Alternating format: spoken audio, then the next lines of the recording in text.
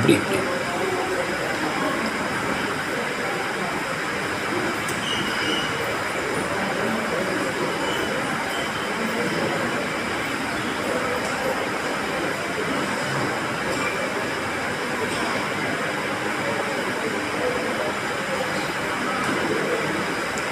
ஆழ்வார் திருவடிகளே சரணம். எம்பெருமானார் திருவடிகளே சரணம். ஜீயர் திருவடிகளே சரணம். ஸ்ரீசைலேஷதயாபாத்திரம் தீபக்தியாதிகுணார்ணவம் யதீந்திரப்ரவணம் வந்தே ரம்யஜாமாதரம் முனிம்.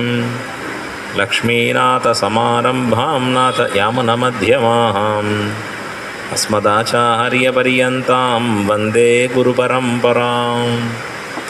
யோ நித்யமச்சுதபதாம்புஜயுக்மருக்மவ்யாமோஹதஸ்ததிதராணி த்ரிணாய மேனே. அஸ்மத்குரோர்பகவதோஸ்ய தயைகசிந்தோः ராமானுஜஸ்ய சரணௌ சரணம் பிரபத்யே. மாதாபிதா யுவதயஸ்தனயா விபூதிः சர்வம் யதேவ நியமேன மதன்வயானாம். ஆத்யஸ்ய நः குலபதேர்வகுலாபிராமம் ஸ்ரீமத்ததங்கிரியுகலம் பிரணமாமி மூர்ಧ್ನா. பூதம் சரஸ்ச மகதாஹ்வய பட்டநாத ஸ்ரீபக்திசாரகுலசேகரயோகிவாகான் பக்தாங்கிரேணுபரகாலயதீந்திரமிஸ்ரான் ஸ்ரீமத்பராங்குஷமுனிம் பிரணதோஸ்மி நித்யம். நீளாதுங்கஸ்தனகிரிதடீ சுப்தமுத்போத்ய கிருஷ்ணம் பாரார்த்தியம் ஸ்வம் ஸ்ருதிசதசிரசித்தமத்யாபயந்தி. ஸ்வோச்சிஷ்டாயாம் ஷஜினிகலிதம் யா பலாத்கிருத்ய புங்க்தே. கோதா தஸ்யை நம இதமிதம் பூய ஏவாஸ்து பூயः. அன்னவயல் புதுவை ஆண்டாள் அரங்கற்கு பண்ணு திருப்பாவை பல்பதியம் இனிசையால் பாடிக் கொடுத்தாள் நற்பாமாலை பூமாலை சூடிக் கொடுத்தாளை சொல்லு. சூடிக் கொடுத்த சுடர்கொடியே தொல்பாவை பாடி அருளவல்ல பல்வளையாய். நாடினீர் வேங்கடவர்க்கு என்ன விதி என்ன இம்மாத்தம் நாம் கடவா வண்ணமே நல்கு. ஸ்ரீமத் கிருஷ்ணசமாஹ்வாய நமோ யாமுனசூனவே. யத்கடாக்ஷைகலக்ஷ்யானாம் சுலப ஸ்ரீதரः சதா.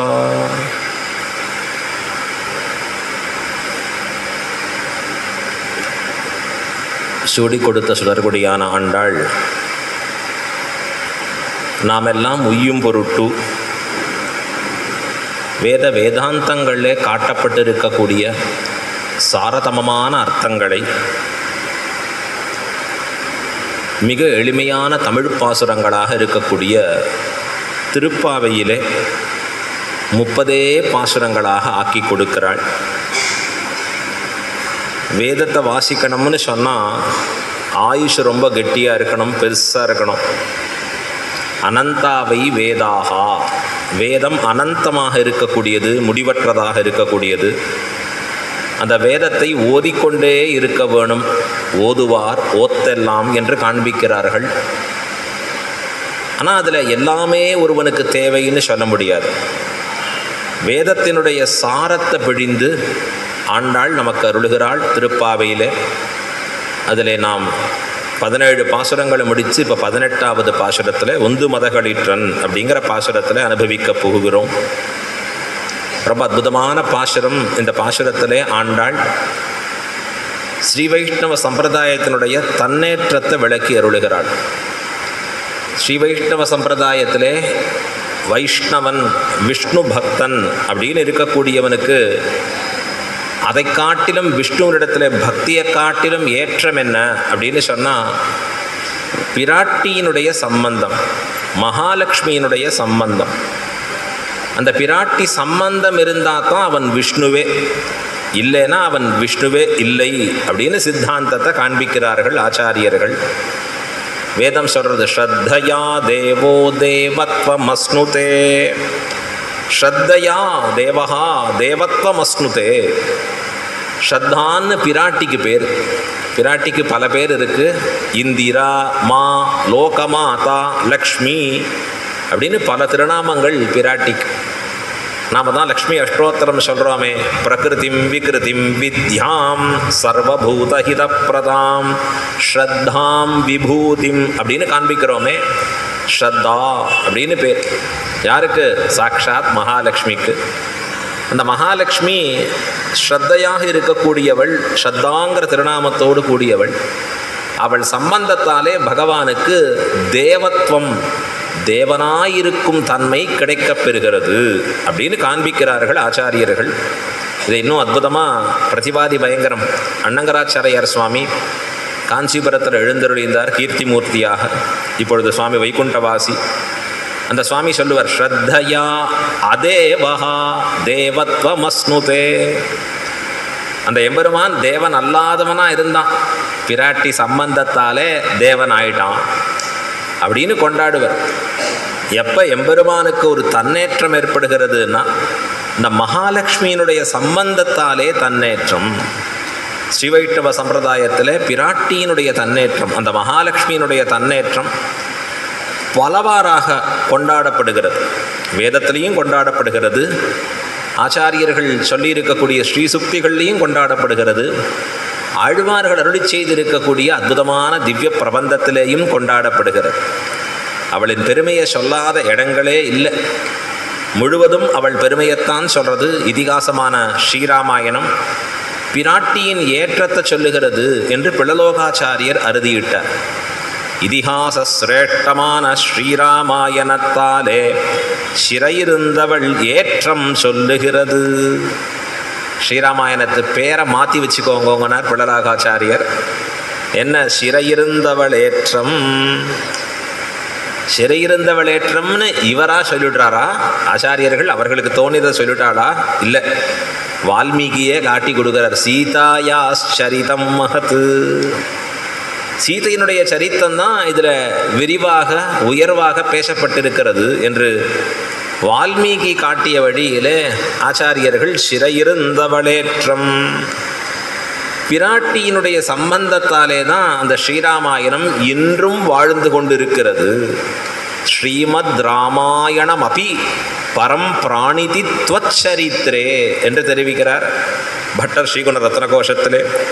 ஸ்ரீமத் ராமாயணம் என்று சொல்லக்கூடிய அந்த காவியம் இன்றும் இவ்வுலகத்திலே வாழ்கிறது என்றால், அம்மா உன் பெருமையை பேசுவதால் இன்றைக்கும் உயிரோடு இருக்கு அந்த காவியம் அப்படின்னு கொண்டாடுகிறார்கள். ஆழ்வார்களும் பலவாறாக பிராட்டியின் பெருமையை பேசுகிறா. எப்போவுமே ஸ்ரீவைஷ்ணவ சம்பிரதாயத்தில் முதல்ல ஒரு கிரந்தம் ஆரம்பிக்கணும்னா என்ன பண்ணுவோம்? ஸ்ரீயப்பதியாய் முதல்ல தொடங்குறது ஸ்ரீயப்பதி அப்படின்னு தான் தொடங்கும். அவாப்த சமஸ்த காமனாய் அகிலஹேய பிரத்யநீகனாய் கல்யாணைகதானனாய் ஸ்வேதர சமஸ்த வஸ்து விலக்ஷணனாய். அப்புறம் அதெல்லாம் சேர்த்துக்கலாம், எக்ஸ்ட்ரா எல்லாம். முதல்ல என்ன வேணும்? ஸ்ரீயப்பதியாய். பகவானை சொல்றச்சே ஸ்ரீயப்பதி, திருவின் மணாளன்.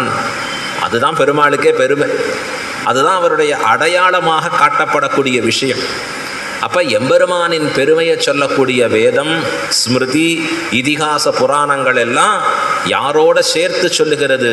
பகவானோட சேர்த்து பிராட்டியை கொண்டாடுகிறது. பிராட்டியினுடைய சம்பந்தத்தால் தான் பகவான். சூக்தங்களிலே புருஷ சூக்தம் தலை சிறந்ததாக கொண்டாடப்படுகிறது. வேதங்கள்லேயே சிறந்த பாகம் புருஷ சூக்தம் தான். அதனால தான் அடிக்கடி எப்போவும் புருஷத்தை சொல்லுவோம். வேதபாராயணம் பூர்த்தியாக பண்ணணும். பிராமணன் காத்தால சந்தியாவந்தனாதிகள் அக்னிஹோத்திராதிகள் பண்ண பிறகு அவன் பண்ண வேண்டியது பிரம்ம யஜ்யம்னு பேர். பிரம்ம யஜ்யம்னா கத்தண்ட வேதத்தை ஓத வேண்டும் அவன். இப்படி வேதத்தை சொல்கிறதுக்கு வாய்ப்பு இல்லாமல் இருக்கிறச்சே இப்போ என்ன பண்ணிக்கலான்னா புருஷ சூக்தத்தை சொல்ல வேண்டிய அழகா. அதுதான் எப்போவுமே திருவாராதன சமயங்களில், திருமஞ்சன சமயங்களில் எம்பெருமானுக்கு இந்த புருஷுக்தம் சொல்லப்படுகிறது. புருஷசுக்தம்னா புருஷனின் பெருமையை பேசுகிறது. சகஸ்ரசீர்ஷா புருஷா சகஸ்ராக்ஷா சகஸ்ரபாத் அப்படியே வர்ணிக்கிறது. அந்த புருஷன் அப்பா எப்படி தெரியுமா? அவன் சகஸ்ரசீர்ஷா, 1000 தலைகளோடு கூடிய புருஷன் அவன். சகஸ்ராக்ஷா, 1000 கண்களோடு கூடியவன். 2000 கண்கள்னு சொல்லலை, அப்படின்னா 1000 கணக்கில்னு அர்த்தம். இந்த ஸ்வரம் எங்கே வருதோ அதற்கு தகுந்த கணக்கு வரும். சகஸ்ரசீர்ஷா புருஷா. இந்த ரேப்பத்தில் வருது, அங்கே உயர்ந்து சொல்ல வேண்டியது. அப்படின்னா ஆயிரக்கணக்கில் சிரஸை உடைய பகவான், ஆயிரக்கணக்கில் கண்களை உடைய பகவான். இப்படி சொல்கிறதே யார் அந்த புருஷன்? புருஷகான்னா யார் அந்த புருஷன்? அதில் முழுக்க ஒத்தர் பேரும் வரல. அவர்கிட்டேருந்து என்ன வந்ததுன்னு சொல்கிறது? பிராமணா அஸ்ய முகமாசீத் பாஹூராஜன்ய கிருதா. க்ஷத்ரியர்கள் எம்பெருமானின் திருத்தோள்களிலிருந்து தோன்றினார்கள். ஊரு ததஸ்ய யத்வைஷ்யः பத்பியாகும் சூத்ரோ அஜாயத சந்திரமா மனசோ ஜாதः. ரொம்ப அற்புதமாக கொண்டாடுறது அந்த புருஷருக்கு. இப்போ சொல்கிறச்சே அந்த புருஷன் யார் எல்லாம் புரிகிறது. அது யார் யாருன்னா அதனுடைய உத்தர பாகம் இரண்டாவது பாகத்திலே சொல்லப்படுறது. அவன் யார் தெரியுமா? ஹ்ரீக்ஷதே லக்ஷ்மீஷ்ச பத்னியோ அப்படின்னு சொல்கிறது. நல்ல வேளை இந்த ஒரு வாக்கியம் இருந்ததோ நமக்கு ஐடென்டிஃபிகேஷன் பாசிபிளாக இருக்குது. இந்த ஒரு வாக்கியத்தால் தெளிவடைகிறோம். என்னன்னா ஒன்றுமில்லப்பா, பிராட்டியின் லக்ஷ்மியின் கணவன் பா அவன், லக்ஷ்மிபதி அவன். அப்பா புருஷன் என்றால் புருஷோத்தமனான ஸ்ரீமன் நாராயணன். வெறும் நாராயணனை தேர்வீரான்னா கிடையாது. யாரை தொழுவோம்னா திருவோடு கூடிய நாராயணன். அந்த திருவின் பெருமையை ஸ்ரீவைஷ்ணவர்கள் அற்புதமாக கொண்டாடினா அவர்களை நம்முடைய ஆச்சாரியர்கள் சொல்கிறா உதார வாக்குகளாகிறார். உதார வாக்கை உடையவர்கள்னு சொல்ற. அப்படி யாரெல்லாம் சொல்லியிருக்கான்னா திருமங்கை ஆழ்வார, ஆளவந்தார, சுவாமி ராமானுஜர, கூரத்தாழ்வான, பராசர பட்டரை, இவர்களை 5 பேரையும் உதார வாக்குகளாகிறார். அப்படின்னா பிராட்டியின் பெருமையை அளவு கடந்து சொன்னவர்கள். மற்றவர்கள்லாம் அளவுபட்டு சொன்னார்கள், இவர்கள் அளவை கடந்து கொண்டாடினார்கள் அப்படின்னு இந்த 5 பேரை கொண்டாடுறான். திருமங்கை ஆழ்வார்லேருந்து ஆளவந்தார்லேருந்து. ஆகையால் தான் ஆளவந்தார் தொடங்கறச்சியே கேட்டார். கஸ்ரீ ஸ்ரீயா பரமசத்வ சமாஸ்ரய கஹா.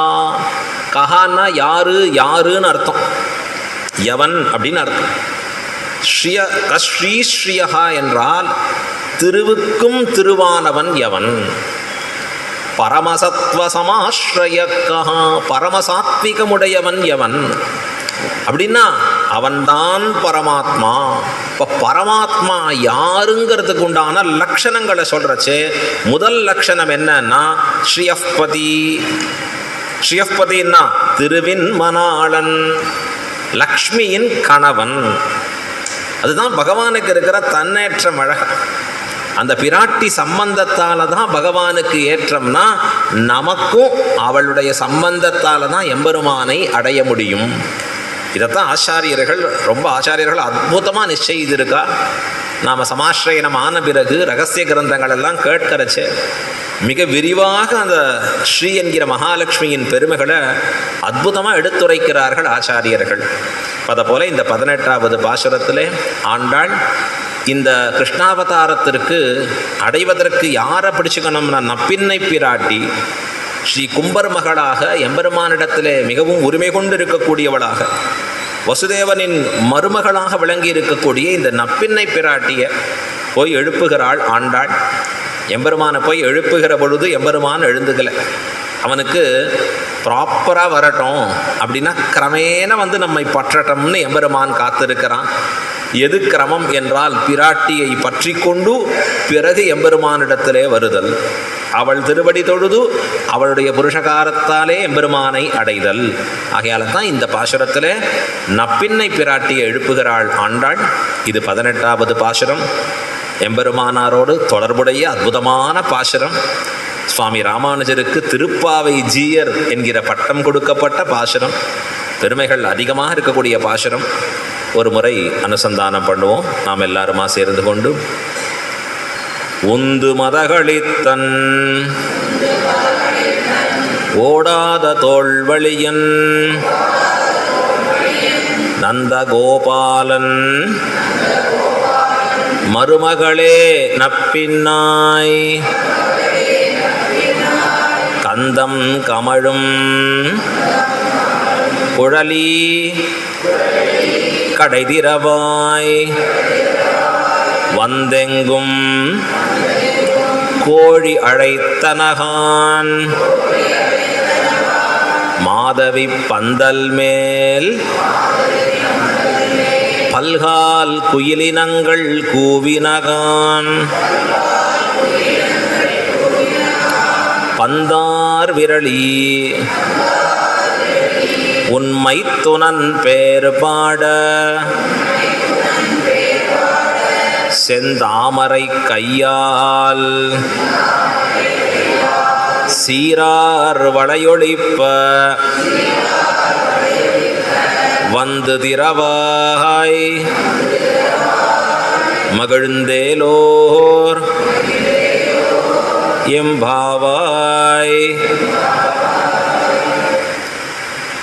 உந்து மதகளிற்றன், உந்து மதகளிரு, அதாவது மதத்தை உந்தான் இருக்கக்கூடிய களிறு, களிறுன்னா யானை, மதஜலத்தை உமிழ்ந்து கொண்டிருக்கக்கூடிய யானை. உந்து மதகளிற்றன், அதை போல வலிமை மிக்கவன் யாரு? நந்தகோபன். ஓடாத தோள்வழியன், ஓடாதனா யுத்தத்தில் புறமுதுகிட்டு ஓடாத தோள் வலிமை மிக்கவன், ஓடாத தோள்வழியன். யார் அவன் அப்படின்னா நந்தகோபன். உந்து மதகளிற்றன் ஓடாத தோள்வழியன் நந்தகோபன் மருமகளே நப்பின்னாய். நந்தகோபனுக்கு மருமகளாக அமையப்பெற்றிருக்கக்கூடிய நப்பின்னை பிராட்டியே. கந்தம் கமழும் குழலி கடைதிரவாய். கந்தம் அப்படின்னு சொன்னால் நறுமணம், அது கமழும்படியான திருக்குழலை உடையவளாக நிற்கக்கூடியவளே. கடை திறவாய், வாசக்கதவை திறந்து விடுமா. விடிந்தமைக்கு என்ன அடையாளம்? வந்து எங்கும் கோழி அழைத்தனகான். கோழி எல்லா இடங்கள்லையும் அழைக்கிறது பாரு. மாதவி பந்தல் மேல் பல்கால் குயிலினங்கள் கூவினகான். குறுக்கத்திப்பூ பந்தல்ல குயிலினங்கள் பல தடவை கூவிக்கொண்டிருக்கின்றன. பந்தார் விரலி, பந்தார் விரலி அழகிய பந்தை, அழகியதான தன்னுடைய திருக்கரலை கையிலே பிடித்திருக்கக்கூடியவளா இருக்கா. பந்தார் விரலி உன் மைத்துனன் பெயர் பாட, உன் மைத்துனனாக இருக்கக்கூடிய எம்பெருமானுடைய பெயரை பாட.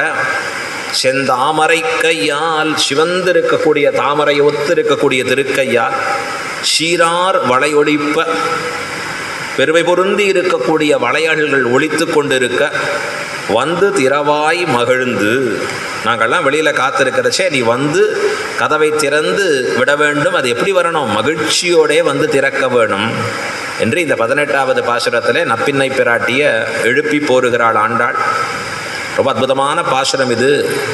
உந்து மதகளிற்றன் ஓடாத தோள்வழியன். யானைகள் படைகளில் இருக்கக்கூடிய பெருமை சேர்க்கக்கூடிய யானைகளாக இருக்கும். யானைப்படை அப்படின்னு சொன்னாலே அது மற்றவர்களுக்கு நடுங்கும்படியானதாக நிற்கும்னு காண்பிப்பான். அதபோடைய யானைப்படைகள் வைத்திருக்கக்கூடியவர்களை பெரிய அரசர்களாக கொண்டாடி நிற்பர்கள். யானையை ஜெயிக்கிறதுன்னு சாதாரணம் இல்லை. ஆனால் எப்படி இருக்கும்னா உந்து மதகளிற்றன் அப்படின்னா மதம் ஏற்பட்டிருக்கிறது. ஒரு யானைக்கு மதம் பிடிச்சிருக்கு. இந்த மதஜலம் அந்த சுரக்க தொடங்குமா, தொடங்கின உடனே அந்த யானையை பக்கத்தில் போவதற்கே பயப்படுவான். பாகனே பக்கத்தில் போக முடியாது, போனால் அவனையே தூக்கி போட்டு ஒரு மிதி மிதிச்சிடும். அந்த மாதிரி அந்த யானைக்கு ஒரு உத்வேகம் ஏற்பட்டு இருக்கும். நமக்கு இந்த பக்கத்துலலாம் நல்ல வேளை அது கஷ்டம் இல்லை. ஏன்னா பெண் யானைகளை தான் நாம் இங்கே வச்சுட்டு இருக்கோம். இப்போ தமிழ்நாட்டில் சுற்றி பார்க்கறச்சு நம்ம அந்த பக்கம் போய் பார்த்தா, கேரளா பக்கம் பார்த்தா தான் ஆண் யானைகள் இருக்கா. ஆண் யானைகளுக்கு தான் அந்த மதக்களிரானது அந்த மதம் ஏற்படும்படியாக நிற்கும். இப்போ மதஜலம் சுரக்கும்படியாக நிற்கும். அந்த சமயத்தில் அதை அடக்கிறது கஷ்டம். பெண் யானையை சமாளிக்கிறதே இப்போ இங்கே கஷ்டம்னு பார்க்குறோம். இன்னும் அந்த பக்கத்தில் பார்த்தா அப்படியே அந்த ஆண் யானைகளை அடக்கி வைத்திருக்க வேணும். சாதாரணம் இல்லை, அது சுலபமான விஷயம் இல்லை. உந்து மதகளிற்றன், இவன் எப்படி இருக்கான் அப்படின்னா நந்தகோபன் மதஜலத்தை அப்படி சொரிந்து கொண்டு அந்த யானை பிளிரிக்கொண்டு வேகமாக வந்தால் எப்படி இருக்குமோ அதை போல வலிமை மிக்கவனாக இருக்கிறான். யாரு? இந்த நந்தகோபனாக இருக்கக்கூடியவன். உந்து மதகளிற்றன், யானை பலம் மிக்கவனாக இருக்கக்கூடியவன், மதஜலம் சொரிந்து வரக்கூடிய மதம் பிடித்திருக்கிற யானை போலே பலம் மிக்கவனாக இருக்கக்கூடியவன் யாரு? நந்தகோபன். அது மட்டும் இல்லை, ஓடாத தோல்வழியன். ஓடாதங்கிறதுக்கு 2-3 அர்த்தங்களை ஆச்சாரியர்கள் காண்பிக்கிறார். உந்து மதகளிற்றன் ஓடாத தோல்வழியன் அப்படின்னா, இவனைப் போலே மற்றவர்கள் இந்த உலகத்திலே இவனுடைய வீரத்திற்கு தகுந்தபடி இல்லை. ஓடாதன்னா நடையாடாத, இவனைப் போலே வீரத்திலே நடையாடுபவர்கள் யாரும் இல்லை அப்படின்னு சொல்லும்படியா ஒரு ஏற்றம். இன்னொரு ஏற்றம் எப்படின்னா, ஓடாத தோல்வலியன். போர்னு முரசு கொட்டின பிறகு இவன் போருக்கு வந்து துணிந்தவனாக இறங்கி நிற்கிறச்சே புறமுதுகிட்டு ஓடாதவன். பின்னாடி முதுக காமிச்சுட்டு ஓடக்கூடாது. அப்படி ஓடினா அது என்ன, இழுக்கான செயல். வீரமரணம்னு சொல்லுவான். வீரமரணம்னா போரிலே சண்டையில் இவன் உயிர் போவது, எதிரி அடித்து விழுந்து போகிறான்னா அது வீரமரணம்னு கொண்டாடுபவர்கள். ஆனால் அதில் இழுக்கு என்ன, கோழைத்தனம் என்ன, புறமுதுகிட்டு ஓடுவது, பின்னாடி முதுக காமிச்சுன்னு ஓடுறதுன்னு சொன்னால் எதிரிக்கு பயந்து ஓடக்கூடியதாக இருக்கக்கூடிய தன்மை. அப்படி இல்லாதவனாக ஓடாத தோல்வலியன். அது யாரால் இருக்க முடியும்னா, எப்படிப்பட்ட ஆபத்து வரக்கூடிய காலத்திலேயும் என்னால் எதிரியை சமாளிக்க முடியும். உயிர் போனாலும் பரவாயில்ல, அந்த போர்க்களத்தில் தான் என் உயிர் போகுமே வழிய திரும்பி ஓடும்படியாக இருக்காது. ராஜாக்களில் அப்படி பரபல வீரர்கள் இருந்திருக்கா. சில பேர் மற்றவர்களை பார்த்து வெறுமை அந்த மாதிரி தன்னை சொல்லிக்கிறது மட்டும் இருப்பான். ஒருத்தன் சொன்னான், நான் போனேன் பாரு அங்கே போர்க்காலத்தில் 20 பேர் கையை வெட்டினேன் அப்படின்னா. அப்படியா, பெரிய விஷயமாச்சே, ஏன் தலையை வெட்டலன்னா, ஏற்கனவே முன்னாடி யாரோ வெட்டிட்டு போயிட்டான். இப்போ ஏற்கனவே செத்து போனவன் கையை வெட்டுறது பெரிய விஷயமான்னு, இது வீரத்திற்கு அடையாளமான்னு இல்லை. ஓடாத தோல்வலியன். எத்தனை யுத்தம் வரச்சையும் கூட எம்பெருமானுக்கு உண்டான பெருமையே அதுதான். அபியாத்தா பிரகர்த்தாச்சான்னு எடுத்து காண்பிக்கிறார். அப்படின்னா எம்பெருமான் போய் தான் சென்று யுத்தம் பண்ணி நிற்கக்கூடியவனா இருப்பான். அவர்கள் இருக்கக்கூடிய சென்று செருச்செய்யும் அப்படின்னு காண்பிக்கிறா போலே. நந்தகோபனுக்கு என்ன பெருமை இருக்குன்னா, ஓடாத தோல்வலியன், புறமுதுகிட்டு ஓடாது இருக்கக்கூடிய, போரிலே ஜெயிக்க வல்லதாக வீரத்தை உடைய தோல் வலிமை மிக்கவன். சத்திரியர்கள்னு சொன்னாலே சத்திரியர்களுக்கு என்ன வேணும் அப்படின்னா, உடல் வலிமை நிறைய வேணும். மிலிட்ரியில் சேரணும்னு சொன்னால் இப்படி காத்தடிச்சா விழுந்துடுவார்னா மிலிட்ரியில் சேர்த்துக்க மாட்டான். அவருக்கு எல்லாத்தையும் செக் பண்ணுவோம். உடல் வலிமை எப்படி இருக்குது, எத்தனை உயரம், எத்தனை ஹைட்டு, எத்தனை தூரம் அவரால் ஓட முடியறது, எவ்வளோ தாண்டி ஓட முடியறது, எப்படியெல்லாம் அந்த தாங்கிற சக்தி இருக்குது அப்படின்னு நிறைய செக் பண்ணுவான். அதை கடந்து தான் அவளை அப்ரூவ் பண்ணுறதே. அதை போல தான் இந்த இடத்துல இவனுக்கு என்ன பெருமைனா, தோல் வலிமை. தோல் வலிமை இருக்கு, அதான் சத்திரியனுக்கு ரொம்ப ரொம்ப முக்கியம். நல்ல சிறந்த தோளை உடையவனாக இருக்க வேண்டும். அதனால தான் பிராட்டிக்கு பெருமாளின் தோளை பார்த்தா, தோள் கண்டார் தோளே கண்டார்.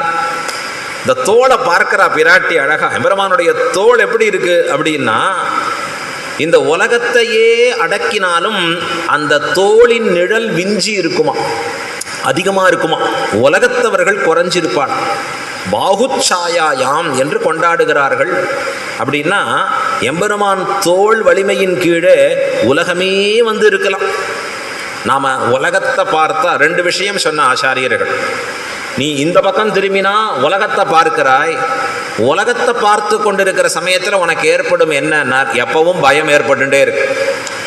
இந்த பக்கத்தில் பகவான் இருந்தால் பகவானை திரும்பி பார்த்தா உனக்கு என்ன ஏற்படும்னா, பயம் கெட்டு கிடப்பாய். அபயம் அபயம்னு எம்பெருமான் கொடுத்து கொண்டு இருப்பான். அந்த பக்கம் திரும்பினா உலகத்தை பார்த்தா எல்லா பொருள்களும் உனக்கு பயத்தை கொடுத்து கொண்டே இருக்கும். இப்போ நீ எதை பார்த்துக்கணும்னா, அபயம் கொடுக்கிற எம்பெருமானை பார்த்து கொள்ள வேண்டும். எம்பெருமானுடைய தோள் வலிமை, அந்த தோள் வலிமையை நினைச்சா நாம் எப்படி இருக்கலாம்னா, பயம் கெட்டு கிடக்கலாம். நமக்கு என்னப்பா கவலை, ஆறானும் ஆதானும் செய்ய அகலிடத்தை அது ஆராயலாவதே. யாரோ எதையோ பண்ணுறா, நமக்கு என்ன இருக்குது? யார் வைஷ்ணவன், யார் எம்பெருமான் திருவடிகளில் சரணாகதி பண்ணி இருக்கிறவன்னா ரொம்ப சுலபம் சுவாமி. நீங்கள் ஒன்று பண்ணுங்கோ. என்ன பண்ணுங்கோ? யாராவது தூங்கறச்சே போய் பாருங்கோன்னு. தூங்கறச்சேவா? ஆமாம், தூங்கறச்சே எப்படி தூங்கணும், அதுலேருந்தவா வைஷ்ணவனான்னு தெரிஞ்சுக்கலாம். தூங்குறதெல்லாம் வச்சு வைஷ்ணவனா தெரிஞ்சுக்கிறதா? ஏதோ அனுஷ்டானங்களை வச்சு தெரிஞ்சுக்கலான்னு பார்த்தா தூங்குறத வச்சு தெரிஞ்சுக்கிறதா? ஆமா, எப்படி இருக்கலாம்னா, மார்பில் கை வைத்து உறங்குமவன், மார்பில் கை வைத்து உறங்குமவன்.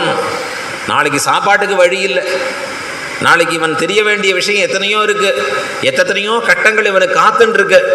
ராத்திரி பார்த்தா படுக்கையை விரிச்சா இப்படி படுத்தா நன்னா கொரட்டை விட்டு தூங்குறான். ஏன்னர் எல்லாம் எம்பெருமானிடத்துல பொறுப்பை வச்சிருக்கேன், எனக்கு என்ன இருக்கு? நெஸ்தபரஹா, அவன் திருவடிகளில் பொறுப்பு இருக்கு. அவர் என்ன நடத்த போறார். அழகா ஆழ்வார் சொன்னார், நானா பண்ற காரியம் என்னையும் திருவடியே சுமந்துழல, உம்முடைய திருவடி தானே என்னை தூக்கிட்டு போயிட்டே இருக்கு, நான் என்ன பண்றதுக்கு இருக்கு? என்னோடதுன்னு ஒரு காரியம் இல்லையே. நாம் போய் பிளேனில் ஏறி உக்காந்த பிறகு பிளேனை ஜாக்கிரதையாக ஓட்டுவாரா, அவர் ஒழுங்காக சேர்த்துருவாரா? கண்டிப்பாக நாம் யோசிக்க வேண்டியதே இல்லையே. உட்காரது மாத்திரம் தானே நம்முடைய வேலையை. இப்போ சாமானியர்களையே நம்பி உட்காரச்சே பகவானை எப்படி நம்பி உட்கார? சுக்ரீவனுக்கு இது ஒரு பெரிய டவுட்டு. இந்த பெருமாளை நம்பி வாலியோட யுத்தத்துக்கு போகலாமா வேண்டாமா? ஏண்டான்னா வாலிகிட்ட அடி வாங்கின அடி இவனுக்கு மறக்கவே மறக்காது, ஏற்கனவே பல தடவை வாங்கிட்டான். ஆகையால வாலின்னாலே பயந்துடுவான் இந்த சுக்ரீவன். பெருமாள் வேற கவலைப்படாத, உனக்கு யார்? வாலி தானே எதிரி, நான் அவன்கிட்டேருந்து உனக்கு காப்பாற்றுறேன், கவலைப்படாத. உனக்கு உடனே இல்லை பெருமாளே, நீர் உண்மையிலேயே வலிமை மிக்கவரா?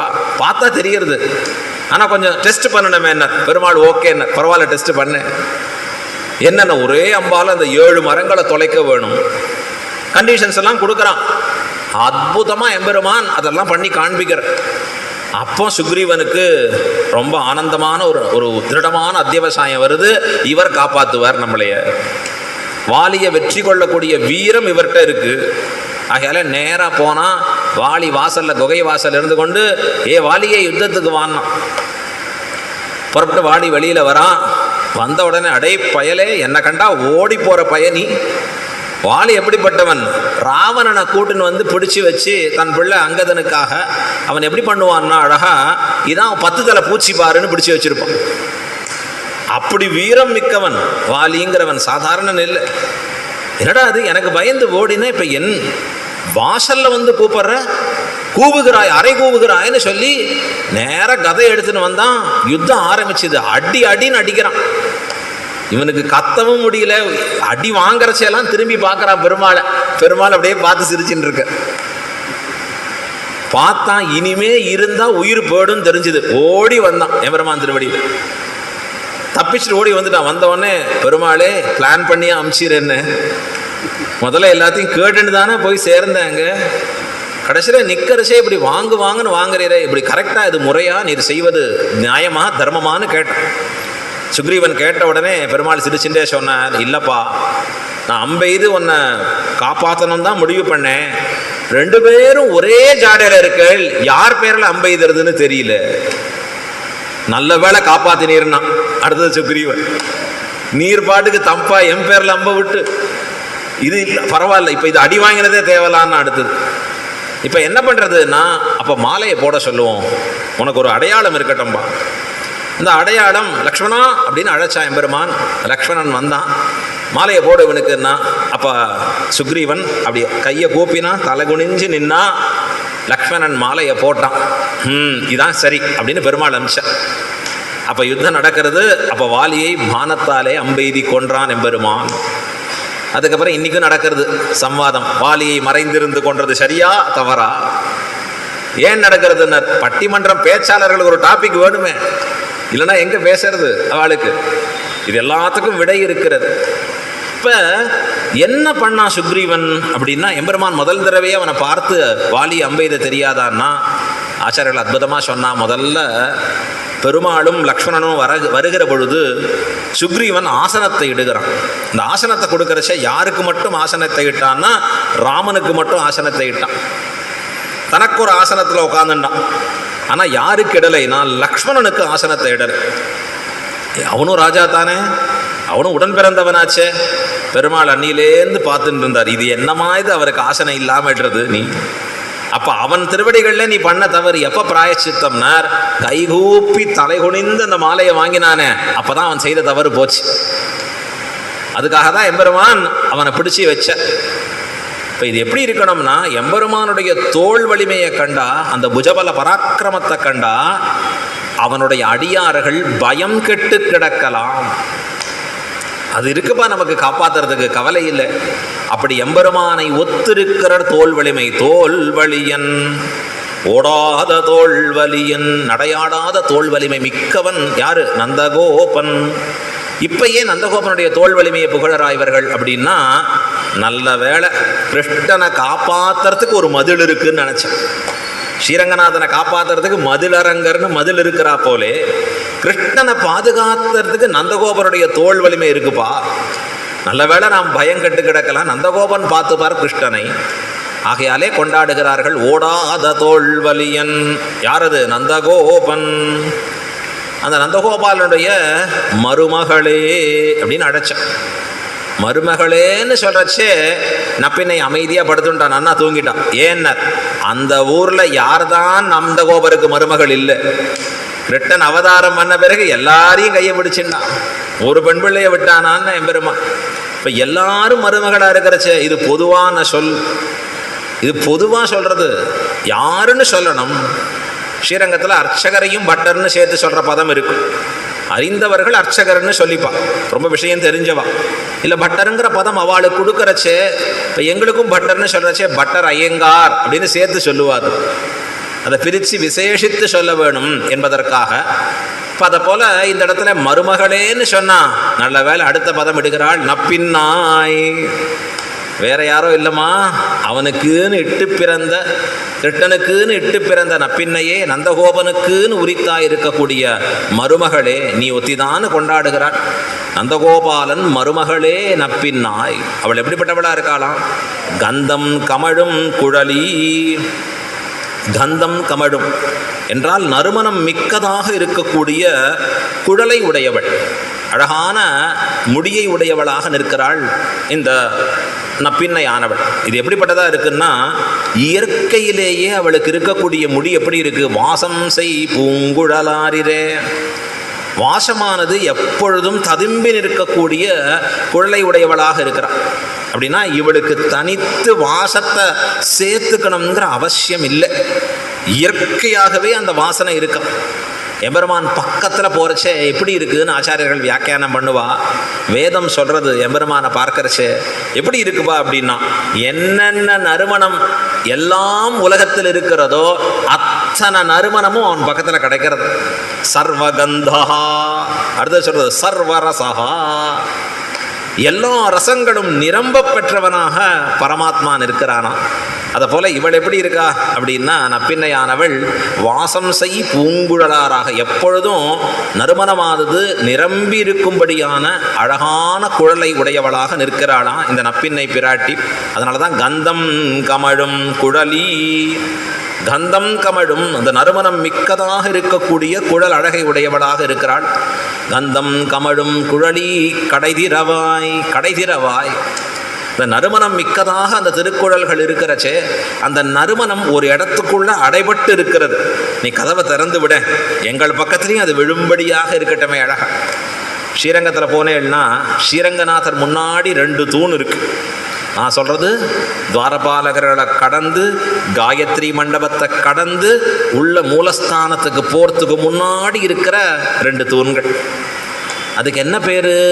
மணத்தூண்கள்னு பேர். ஆச்சாரியர்கள் எப்படி சொல்லுவாத? திருமணத்தூண்கள் அப்படின்னு பேர். திருமணத்தூண்கள் 3 சுழி நான் போட்டுக்கணும். இப்போ நாவையே என்னன்னு சொல்லி விளக்க வேண்டியிருக்கு. திருமணத்தூண்கள் அப்படின்னா நறுமணம் மிக்கதான தூண்கள். அது திருமணத்தூண்கள், அது ரொம்ப கொண்டாட வேண்டிய தூண். போகிறச்சே சில பேர் இதெல்லாம் இப்படி இடிச்சுன்னு போக வேண்டியதாக இருக்கு, கஷ்டமாக இருக்கே, உள்ளே போயிட்டு வருது. நமக்கெல்லாம் என்ன ஆசைன்னா, நாம் எப்போ ஃப்ரீயாக வரோமோ பெருமாள் அப்படி ஃப்ரீயாக சேவிச்சுட்டே இருக்கணும். சாஸ்திரம் அப்படி இல்லை, ஒரு கிரமம் வச்சிருக்கு. ஆழ்வார் சொல்றார் பாசுரத்தில், அந்த திருமணத்தூண் எதுக்கு இருக்கு தெரியுமா? இடைஞ்சலா இல்லை, போயிட்டு வர்றதுக்கு. மணத்தூனே பற்றி நின்று வாயார வாழ்த்தும் நாள் என்றுகளோ. ஆழ்வார் கேட்கிறார், அந்த மணத்தூனை கெட்டியா பிடிச்சிண்டு, ஸ்ரீரங்கநாதா உன்னை நான் எப்போ சேவிக்க போறேன், எப்போ சேவிக்க போறேன். மணத்தூண் ஏன் பேர் வந்தது? அதுக்கு ஏன் திருமணத்தூன்னார்? ஸ்ரீரங்கநாதன் திருமேனியில சாத்தக்கூடிய சர்வவிதமான கந்தங்களும் அவர் திருமேனிக்கு சாத்துப்படி முதலானவைகள் சேர்த்து நிற்க அதெல்லாம் அங்கேருந்து அந்த அந்த தூண்ல அந்த நறுமணம் ஒட்டி இருக்குமா. அந்த தூணை முகந்து பார்த்தா அந்த நறுமணங்கள் மிக்கதா இருக்குமா. அதனாலதான் திருமண தூண். அதுக்கு ஒரு தன்னேற்றம் உண்டு. பராசர பட்டர் வேதவியாச பட்டரை தொட்டிலிட்டு தாளாட்டிய திருத்தூண்கள். அது ஆச்சரியமா பட்டர் கொண்டாடுறார். சேஷசயலோச்சனாமிருத நதீரயா குலித லோலமானானாம் அலம்பமிவாமோத ஸ்தம்பத்வயமந்தரங்கமபியாமஹா. ஸ்ரீரங்கத்தில் பராசர பட்டர் ஒவ்வொன்றுத்துக்கும் ஒரு ஸ்லோகம் இயற்றுகிறார். இந்த 2 தூண்கள் அதை பற்றி கொண்டாடுறார். எப்படி இருக்குது? ஆழ்வார் சொன்னபடி பற்றி கொண்டு சேவிக்க வேண்டிய தூண்கள். அது ஏன் பற்றி கொண்டு சேவிக்கணும் அப்படி தெரியுமா? காரணம், சேஷசயலோச்சனாமிருத நதீரயா குலித. ஸ்ரீரங்கநாதன் ஆதிசேஷன் மீது துயில் கொண்டு இருக்கிறானே, அவன் திருமுகத்திலிருந்து புறப்பட்டு வரக்கூடிய அமிர்த அலைகள் இருக்கே, அலைகடல் அப்படி பொங்கி வருது அந்த இடத்துல. அந்த அலைகடல் பொங்கி அலையெறியும்படியாக இருக்க, உள்ள போகிற நாம அந்த அலை எறியப்பட்டு அந்த அலை எறிதலாலே வெளியில தள்ளப்படுறோம். வெளியில போனா இந்த திருக்காவேரி இருக்க, அது அலை எறிகிறது. அந்த திருக்காவேரி அது ஒரு பக்கம் தள்ளுறது. இப்படி உள்ள 2 அலைகளையும் மாட்டிக்காம இருக்கணும்னா மனத்தூனே பற்றி நின்று, இந்த திருமணத்தூண்கள்ல பற்றி நின்று எம்பெருமானை வாயார வாழ்த்த வேணும் அப்படின்னு கொண்டாடுறார். அதில் இப்போ இங்கே தெரிவித்து காமிக்கிறார். கந்தம் கமழும் குழலி கடை திறவாய். கடை திறவாய் என்றால் திறந்து விட வேண்டும், வெட்டி விட வேண்டும். ஸ்ரீரங்கத்தில் ஸ்ரீரங்கநாதனுடைய சம்பந்தத்தில் கிடைச்ச சந்தனம், அது அந்த காலத்தில் எல்லாம் ஒரிஜினல் என்னவோ அதுதான் கொண்டு வந்து கொடுக்கறது. அந்த காலம்னு இப்போ சேர்த்துக்க வேண்டியிருக்கு. அது ஒரு முறை நம்முடைய வஸ்திரத்தில் பட்டுதுன்னா 10 தடவை இந்த வஸ்திரத்தை தோச்சாலும் போகாதான், அந்த நறுமணம் தொடர்ந்து இருக்குமா. சொல்றா, அந்த நறுமணம் எங்கள் பேரும் படும்படியாக கடை தீரவாய். சரி, இப்போ ஏன் உடனே எழுப்புறள்? காத்தால ஆயிடுத்தான்னா ஆமாம், அது சொல்ல ஆரம்பிக்கிற அழகா. கோழி அழைத்தனகான் அப்படின்னு அடுத்த வார்த்தையை சொல்றார் அழகா. வந்து எங்கும் கோழி அழைத்தனகான். ஒரு கோழி கூவித்துனா அந்த ஒரு கோழி கூவுதல் என்பது விடிந்தமைக்குண்டான அடையாளம் ஆகாது. இல்லை இல்லை, எங்கும் கோழி அழைத்தனகான், எல்லா இடங்கள்லையும் வந்து எங்கும் கோழி அழைத்தனகான். அந்த காலத்தில் சாமக்கோழின்னு பேர். ஒரு சாமம் மாறச்சையும் அந்த கோழிகள் அழகாக கூவி கிடக்கும்படியாக இருக்கிறச்சே, அது கொண்டு சமயத்தை நாம் அறியும்படியாக இருக்கும். ஓ, இந்த சமயத்தில் இது ஆறுது அப்படின்னு நமக்கு உணரும்படியாக இருக்கும். நாம தான் பட்சிகளை காட்டிலும் பிராணிகளை காட்டிலும் அறிவு பெற்றவர்கள் நினைக்கிறோம். உண்மையிலேயே அறிவு அதுகளுக்கு தான் ஜாஸ்தி இருக்கு. எந்த நேரம் எப்போ முடியறது, கரெக்டாக எப்போ கூவனம்ங்கிறது என்ன ஆச்சரியமாக வச்சுட்டு இருக்கு. கிருஷ்ணன் எப்பொழுதுமே இந்த கோழிகளோட தான் சுத்துன்னு இருப்பான். ஒரு பெரிய பையை வச்சுட்டு இருப்பான், ஜோல்னா பை, அதுக்குள்ள அந்த கோழியை தான் போட்டு வச்சுட்டு இருப்பான். ஏன்னா ஒவ்வொரு பெண் பிள்ளை வீட்டுக்கு போறச்சையும் கொஞ்ச நாடி பேசுற உடனே அந்த கோழியை கிள்ள வேண்டியது. உடனே அங்க டைம் எடுத்து பாரு, ஜாம கோழி கோவித்து கிளம்பணும். அவனுக்கு அடுத்தடுத்த வேளுக்கு போயிட்டே இருக்கணும் கிருஷ்ணனுக்கு. இப்போ விடிந்தமைக்கு இந்த ஜாமக்கோழி கூவினது அடையாளம் என்றோ. வந்தெங்கும் கோழி அழைத்தனகான். நீங்கள்லாம் கிருஷ்ணனோட சேர்ந்தவர்கள் அப்படின்னா என்ன அர்த்தம்? கிருஷ்ணன் போல நீங்களும் அந்த ஜாம கோழியை சும்மா வைக்கிறது. நீங்க ஒரு கெள்ளு வேலை அது கத்தும், உடனே வந்து எங்கும் கோழி அழைத்தனகா. பாரு, எல்லா இடங்கள்லையும் கோழி அழைத்தனன்னு சொல்லுவேன். இது அடையாளம் இல்லைன்னு சொல்ல. மாதவி பந்தல் மேல் பல்கால் குயிலினங்கள் கூவினகா. இந்த குறுக்கத்தி பூவில் இருக்கக்கூடிய பந்தல் மேலே குருவினங்கள், இந்த குருவிகள் எல்லாம் இனமாக கூட்டமாக வந்து கூவான் இருக்கின்றன. காத்தால அடுத்து எல்லாம் அழகா ஒன்றுக்குள்ளே ஒன்று பேசும்படியாக இருக்கு, பேசிட்டு புறப்படும்படியாக இருக்கிறது. அந்த குறுக்கத்திப்பூ பந்தல் மேலே இட்டுக்கொண்டு இவைகள் எல்லாம் கூவி நிற்கின்றன. பல்கால் குயிலினங்கள் கூவினகான், பலகால் கூவுகின்றன. ஏதோ ஒரு முறை கூவிட்டு விடுறதில்லை, பலகால் கூவும்படியாக நிற்கிறது. ஸ்ரீரங்க க்ஷேத்திரத்தில் ஆழ்வார் வர்ணிக்கிறார். எப்படி இருக்குன்னார், குயில் கூவும் பொழில் சூழ் திருவரங்கம், மயில் ஆளும் பொழில் சூழ் திருவரங்கம், குளிர் பொழில் சூழ் திருவரங்கம், அத்தபத்தர் சுத்தி வாழும் அந்த நீர் அரங்கம், ஆராமம் சூழ்ந்த அரங்கம். இப்படிதான் கொண்டாடுறோம். ஆராமம்னா ரொம்ப அற்புதமான தோட்டங்கள் எல்லாம் சூழ்ந்திருக்கக்கூடிய திருவரங்கம். இன்னைக்கு கொஞ்சம் மாற்றிக்கணும், அப்பார்ட்மெண்ட் சூழ்ந்த திருவரங்கம். எல்லாம் நம்முடைய வளர்ச்சி அதிகமாகிருச்சு அங்கே, இது ஏகப்பட்டதாக வளர்ந்துடுது. இப்போ தோட்டங்களும் அந்த தோட்டத்தில் இருக்கக்கூடிய விதவிதமான பட்சிகளும் நிறைய இருக்குமா. ஆழ்வார் அதை ரசிக்கிறார். குயில் கூவும் பொழில் சூழ். இது என்ன குயில் கூவும்? ஸ்ரீரங்கம் பூலோக வைகுண்டம் இல்லையா? இந்த பூலோக வைகுண்டம்னா வைகுண்டத்தில் என்ன நடக்கிறதோ அது இங்கே ஸ்ரீரங்கத்தில் நடக்கணும். வைகுண்டத்தில் என்ன நடக்கும்? எல்லாம் சாமகானத்தில் இருப்பா. எல்லாம் சாமகானம் அங்கே நடந்துட்டு இருக்கும். ரொம்ப எம்பெருமான அந்த சாமகானத்தில் கேட்டு இன்புற்று இருப்பானா. இந்த குயில் எப்படி கூவுறதுன்னா சாமகானம் போலே கூவுகின்றன. அப்படி கூவி நிற்கின்றன ஆச்சரியம். அதான் இங்கே சொல்ற, மாதவி பந்தல் மேல் பல்கால் குயிலினங்கள் கூவினகான். பகவானோட சம்பந்தம் இருக்கிறவன், பக்தி இருக்கிறவன், பகவானாலே சிருஷ்டிக்கப்பட்டிருக்கிற இந்த இயற்கைகளையும் கண்டு ரசிப்பவனா இருப்பான். பகவானிடத்திலே சம்பந்தம் இருக்கிறவன், அவன் உண்டாக்கி இருக்கிற ஜீவர்களிடத்திலே காருண்யத்தோடு கூடியவனா இருப்பான். பகவானோடு சம்பந்தம் பக்தி இருக்கிறவன் தன்னை அழியமாறியும் மற்றவர்களுக்கு சத்காரியம் பண்ணணும்னு ஆசையோடே கூடியிருப்பான். இதெல்லாம் பக்திக்குண்டான லட்சணங்கள்.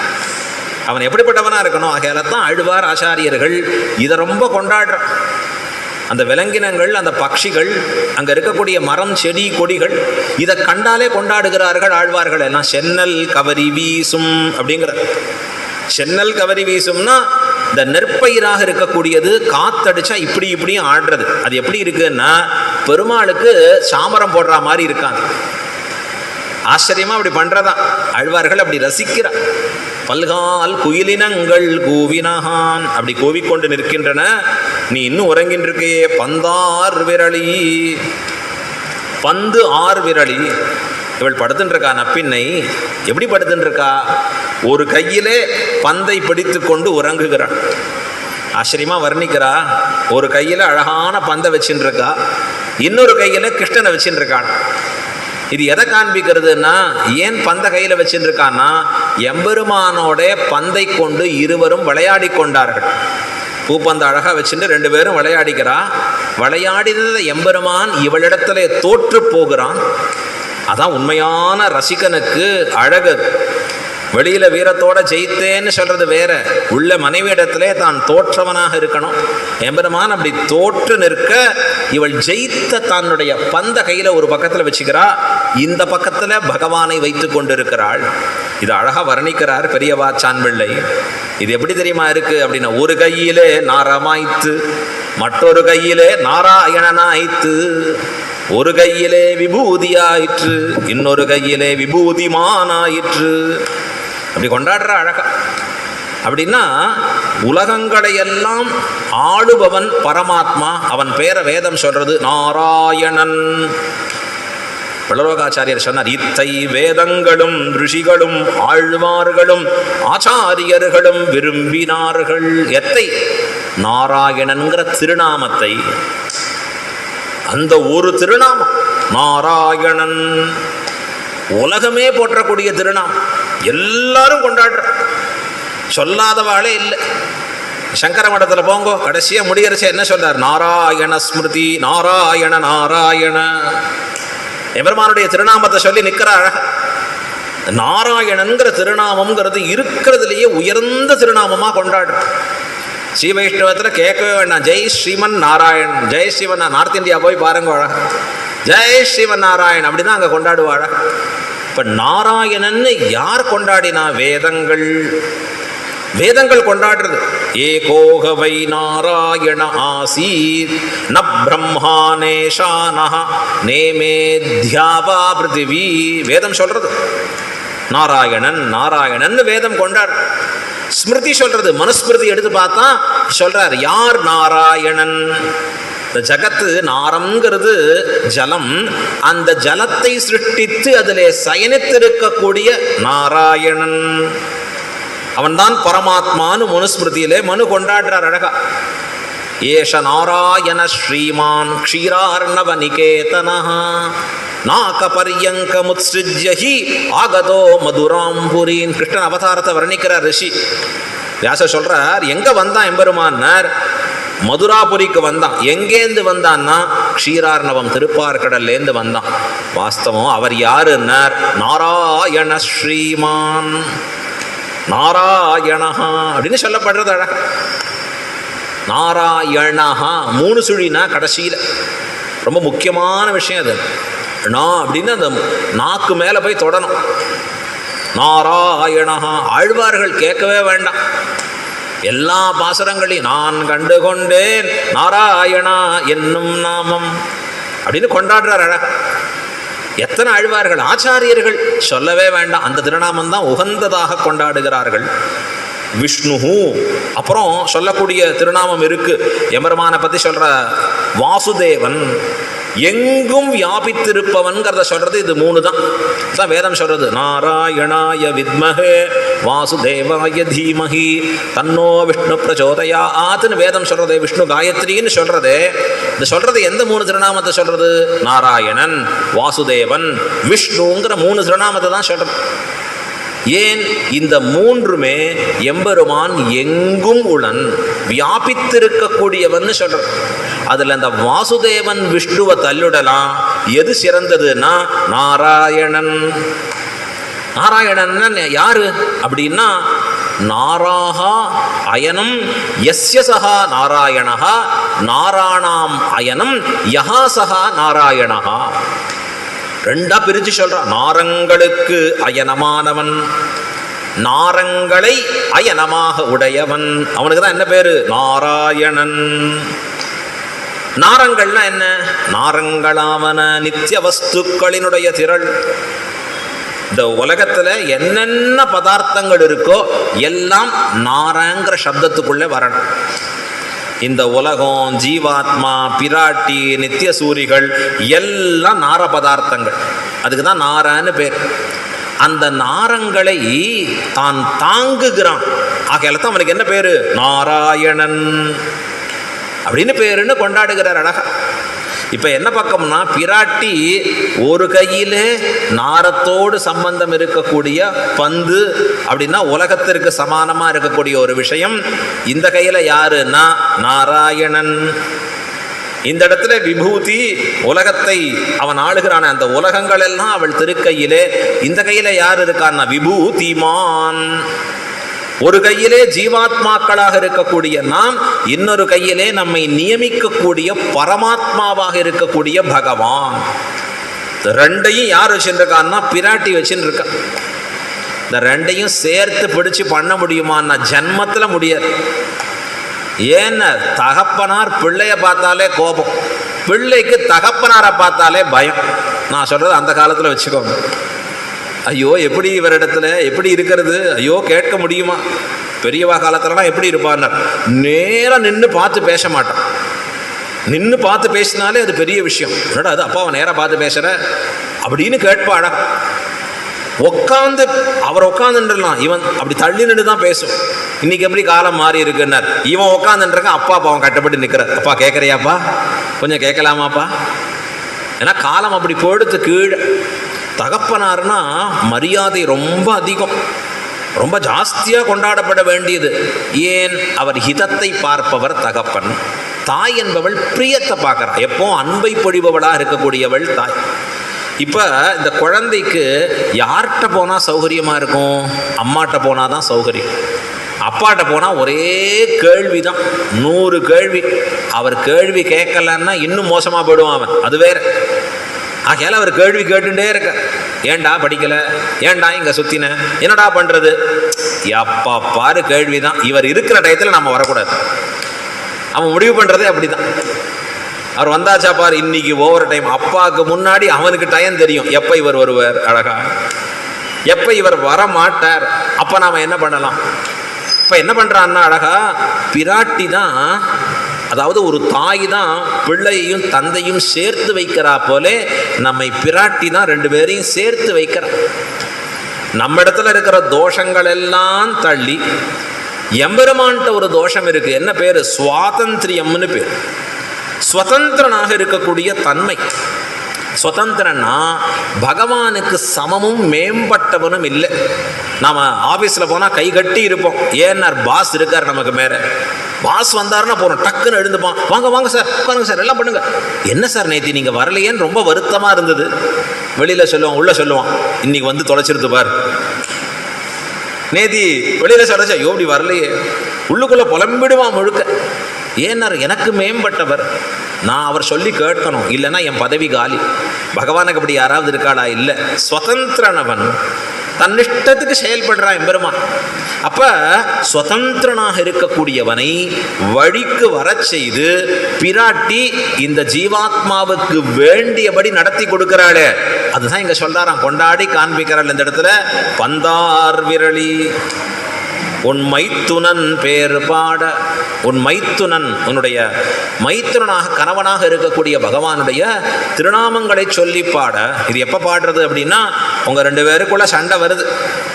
ஸ்ரீரங்க க்ஷேத்திரத்தில் எப்போவுமே அங்கே ஸ்ரீரங்க வாசிகள் நம்மளை முன்னாடியே விட மாட்டான், பின்னாடி தான் இருக்கணும். எப்படி முன்னாடி வருவாள்? எங்கள் சீட்டு 9 மணிக்கு அரையர் சேவை ஆரம்பிக்கும், 6 மணிக்கு அங்கே துண்டை போட்டிருப்பா, சீட் ரிசர்வ்டுன்னு அர்த்தம். 8:45 9 மணிக்கு போய் நாம் உட்காரலான்னு பார்த்தா இது முன்னாடியே 6 மணிக்கே ரிசர்வ் பண்ணிட்டோம். ஆனால் ஒரு சமயம் மட்டும் ஸ்ரீரங்க க்ஷேத்திரத்தை வரைச்சு, வெளியூரா முன்னாடி போங்க, நீங்கள் முன்னாடி போங்க, இன்னும் இவ்வளோ மதிப்பாக கொண்டாடுறாடே அப்படின்னு போனால், அன்னைய நாள் பங்குனி உத்திர நன்னாள். அன்னைக்கு ஸ்ரீரங்கநாதர் எல்லாம் முடிச்சுட்டு தாயார் சன்னதிக்கு உள்ளே போகிற 2 திருவீதி பிரதட்சணம் பண்ணி முடிச்சு பல்லக்கில் எழுந்துருளை பண்ணி போனால், வெளியூர்லேருந்து வந்தால் முன்னாடி போங்கோ முன்னாடி போங்கன்னா, தாயார் சன்னதி பக்கத்தில் இவர் போனால் கதவை சாத்தி தாயார் சன்னதியிலேருந்து விதவிதமாக தயிர் வெண்ணெய் பால் பழங்களால் அடிப்பா பலபலன்.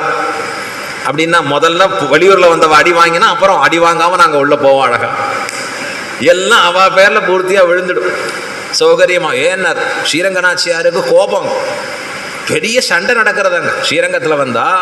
பெருமாளும் தாயாரும் அப்படி யுத்தம். என்ன யுத்தம் போட்டுக்கிறா அப்படின்னா, பெருமாள் உள்ள நுழைய பார்க்கிறார், தாயார் கதவை சாத்துறார். அன்னைக்கு பங்குனி உத்தர நன்னாள், பிராட்டியினுடைய திருநக்ஷத்திர மகோத்சவ நன்னாள். உற்சவமே அப்படி கொண்டாடக்கூடிய அற்புதமான உற்சவம். இவர் வருஷத்துல அந்த ஒரு நாள் தான் தாயார் சன்னதிக்குள்ள போறார். அதாவது தாயாரோட சேர்த்திக்காக உள்ள போறச்சே தாயார் கதவை சாத்திட்டார். பெருமாளுக்கு ஒரே அசிங்கம், இது இப்படி வரும், இங்க வெளியில ரொம்ப வருத்தப்பட்டு இருக்கிறார். அவர் சொல்லி அனுப்புறார், எனக்கு ஒண்ணும் இல்லை, நாம் வெளியில நிக்கிறோம்னு கேள்விப்பட்டா தாயார் வெளியில நிறுத்திட்டான்னு உமக்கு தான் அசிங்கம் வரப்போறது.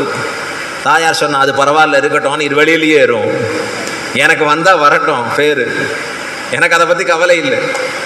இன்னும் இப்படி சொல்லுகிறாய், நீ என்ன வேணும், ஏன் உனக்கு இந்த கோபம்னார். இப்ப எங்கெல்லாம் போயிட்டு வந்தீர் சொல்லும்னா தாயார். உன்னை பெருமாள் சொல்றார், நான் எங்க போயிட்டு வரேன், எப்ப பார் ராஜான்னா என்ன வேலை, ராஜகாரியமே நம்ம வேலை. இந்த ஜனங்களை பார்த்துட்டே இருக்கிறதா, இந்த கதையை வெளியில சொல்லும், எனக்கு என்ன உண்மைன்னு சொல்லும்னு. என்ன பெருமாள் சொல்றாரு, என்ன உண்மையை சொல்றது, ஒண்ணும் இல்லையே. உறையூர் போனீரா இல்லையான்னு பெருமாள் கேட்டார். உறையூர்னா என்ன? உறையூரை கண்ணாலே கண்டதுமில்லை, காதாலே கேட்டதுமில்லை, ஒரே போடு போட்ட. இது 9ஆம் திருநாள். அந்த உற்சவத்தில் 6ஆம் திருநாள் போய் உறையூர் கமலவல்லி நாச்சியாரோட சேர்த்தி சேவை முடிச்சுட்டு வந்தாச்சு. யாருக்கும் தெரியாம கமுக்கமா அமைதியா வந்துடுவார். அப்ப வாத்தியமே கிடையாது.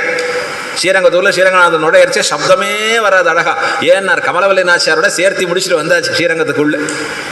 6ஆம் திருநாள் கூட இருந்த 7ஆம் திருநாள் வந்த உபயநாச்சிமார்கள் தாயாருக்கு கோல் சொல்லியாச்சு, எல்லாம் இங்க போயிட்டு வந்தார் தெரியுமா நமக்கு, வரட்டும், என்கிட்ட வரச்சே பிடிச்சிக்கிற. இதுதான் சாக்கு தாயாருக்கு பிடிச்சா. எங்க போனீர்னர்? உறையூர் தானேன்னார்.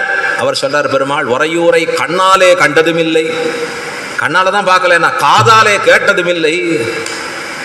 என்ன இப்படி போய் பேசுறீரே, எப்பவும் மெய்யே பேச வேண்டிய நீர் பொய் பேசலாமான்னார். நான் சொல்வதெல்லாம் சத்தியம், நான் சொல்றது சத்தியம், நீ ஏத்துக்க மாட்டியா? இப்ப சத்தியம் பண்றேன்னார். குடப்பாம்பில் கையிட்டு சொல்லவோ எம்பெருமான் சொல்றார். சத்திய பிரமாணம் எத்தனை பண்றேன் பார் உனக்காக, இதோ பாம்பு குடத்தை கொண்டு வா, கையை விடுறேன்னு. சிரிச்சா நாச்சியார், படுத்துன்னு இருக்கிறதே பாம்புல, பாம்பு குடத்தையா கைவிட போறீ? இது எப்படி வரும் உமக்கு? இது எப்படி தகுதி ஆகும்? பெரிய சர்ச்சை 2 பேருக்கும். விட மாட்டேங்கிறா ஸ்ரீரங்க நாச்சியார், ஏத்துக்க மாட்டேங்கிறார். பெருமாள் எத்தனையோ சொல்லி பார்க்கிறார். தாயார் கரெக்டா பிடிக்கிறார். அங்க பாரு முடியெல்லாம் ஏன் கழன்று இருக்கு, எங்க போச்சு, எங்க காணும், நகையை காணமேனர். விடாம வீதியெல்லாம் தேடி வர, அங்க தொலைச்சிட்டு வந்ததை இங்க தேடி பார்க்கிறாராம். சொல்லுவானா, குளத்தில் தேடின்னு இருப்பான். என்னப்பா நான் என் நகையை காணும்னு தேடுறேன். எங்கப்பா தொலைச்சேன்? ஆற்றில் குளிக்கிறச்சே தொலைஞ்சுது. ஏன்டா ஆற்றில் தொலைச்சிட்டு குளத்துலையா தேடுவேன்? இவர் உறையூரில் தொலைச்சிட்டு ஸ்ரீரங்க வீதியில் தேடின்னு இருக்கார். ஸ்ரீரங்கநாதர் அழகா எல்லார்ட்டையும் அன்னைக்கு பெரிய காணிக்கைகளை வாங்கிட்டு போவா. எம்பெருமான் அப்படி எல்லாம் முடிச்சுட்டு ஸ்ரீரங்கநாச்சியார் பக்கத்தில் போகிறச்சு அவள் கேள்வி மேலே கேள்வி கேட்டு தாயார் ஸ்தானத்தில் எங்கள் பண்டாரி சுவாமிகள், தாயாருக்குன்னு உரித்தான பண்டாரி சுவாமிகள் கேள்வி கேட்பா. பெருமாள் கிட்டேருந்து அந்த பட்சத்தில் அரையர் சுவாமிகள் போய் பேசுவோம். ரெண்டு பேருடைய சம்வாதம் ரொம்ப ஆச்சரியமாக நடக்கும். இருவருக்கும் உண்டான அந்த பங்குனி உத்திர நன்னாளிலே கடைசியாக பெருமாள் எத்தனையோ சொல்லி பார்ப்பார். இங்கே வந்து நின்று இவ்வளவு அவஸ்தைப்படுறேன்னா உலகத்தார்கள் எல்லாம் ஒன்னதான் திட்டுவா, ஒன்னதான் வசப்பாடுவா, நமக்கு ஒரு அவமானம் இல்லை. உள்ளெல்லாம் அவமானம் இவருக்கு தான் இருக்கு. ஆனால் சொல்லி பார்க்குறாரு, உமக்கு தான் அதெல்லாம் அவமானம் அப்படின்னு சொல்கிறச்சே என்னதான் இருந்தாலும் உள்ள விழ முடியாது. கடைசியாக நம்மாழ்வார் எழுந்தருடுவார். அங்கே எழுந்தருளி அவர் சமாதானப்படுத்துவர். ஐயோ இப்படி ஆகாதுமா, எம்பெருமான் எப்படியும் இருக்கலாம், நீர் அவனை அங்கீகரிக்க வேணும், நீர் இப்படி சண்டையிட்டுக் கொள்ளுதல் முறையாகாதுன்னு சொல்ல, அப்போ சொன்னா நீர் பண்ணுற எல்லா தனத்துக்கும் ஏன் பொறுக்கிறோம்னா பெரியவர் சொன்ன வார்த்தைக்காக பொறுக்கிறோம். நம்மாழ்வார் சொல்லிட்டார், போனா போறது உள்ள வாரும் அப்படின்னு சொன்ன உடனே அந்த பெருமாள் வேகமா உள்ள போவார். ஏன்னா திருப்பி கதவை சாத்திட்டா யாரை கஷ்டப்படுறது அங்க அப்படின்னு கடகடன்னு சடக்குன்னு உள்ள எழுந்துள்ளுவர். உள்ள போய் அங்க தாயாரிடத்துல ஒரு முதல் ஏகாந்தம், பிறகு 2வது ஏகாந்தம், 3வது ஏகாந்தம்னு வைபவமா நடக்கும். அன்னைக்கு அந்த ஸ்ரீரங்கநாதனை பங்குனி உத்திர மண்டபத்திலே தாயார ராத்திரியெல்லாம் பூர்த்தியாக இருப்பார். தாயாரோட பெரிய திருமஞ்சனம், 18 செலவுகள் திருமஞ்சனம். எப்போ 3 தடவை தான் வஸ்திரம் மாற்றுவா பெருமாளுக்கு. அன்றைய தினம் மட்டும் 18 முறை வஸ்திரம் மாற்றுவா. திருமஞ்சனம் நடந்து கொண்டு இருக்கக்கூடிய சமயத்தில் அவ்வளோ பெரிய விரிவான ஒரு திருமஞ்சனம் ராத்திரி முழுக்க நடந்து விடியற்காத்தாள வரைக்கும் நடக்கும். அதுக்கப்புறம் தான் பங்குனி தேர். அதில் ஸ்ரீரங்கநாதன் அப்படி நிற்கிற அழகை பார்த்தா ஸ்ரீரங்கநாச்சியாரோட இனி இன்னொரு முறை இந்த ஸ்ரீரங்கநாதன் நம்மளால சேவிக்க முடியாது. பிராட்டியோடு சகிதமாக அவன் திருமார்பு அகன்று திருமுகம் பூத்து குலுங்கி அந்த முகத்தில் இருக்கக்கூடிய புன் சிரிப்பானது சங்க சக்கரங்கள் எல்லாம் அப்படி அப்படி அப்படி கலந்து எழும்படியாக நிற்கும். எப்ப தாயாரோடு இருக்கக்கூடிய அந்த சேர்த்தி சேவை, தனித்து இருக்கக்கூடிய அந்த சேர்த்தி சேவை, அந்த சமயத்தில் தான் சுவாமி ராமானுஜர் கத்தியத்ரயம்ங்கிறத விண்ணப்பிக்கிறார். பெருமாள் தாயார் திருவடிகளில் இருவருமான சேர்த்தியில் விண்ணப்பிக்கிறார். ஆச்சரியம், நமக்காக விண்ணப்பம் பண்ணுறார். சரணாகதி கத்தியம்னு பேர். நான் உன்னுடைய திருவடியை சரணமாக பற்றுகிறேன் எம்பெருமானே. யாரை கொண்டு? பிராட்டியை கொண்டு. அகில ஜகன் மாதரம் அஸ்மன் மாதரம் அசரண்ய சரண்யாம் அனன்ய சரணா சரணமகம் பிரபத்யே என்று அவள் திருவடிகளில் முதல்ல விழுவர்.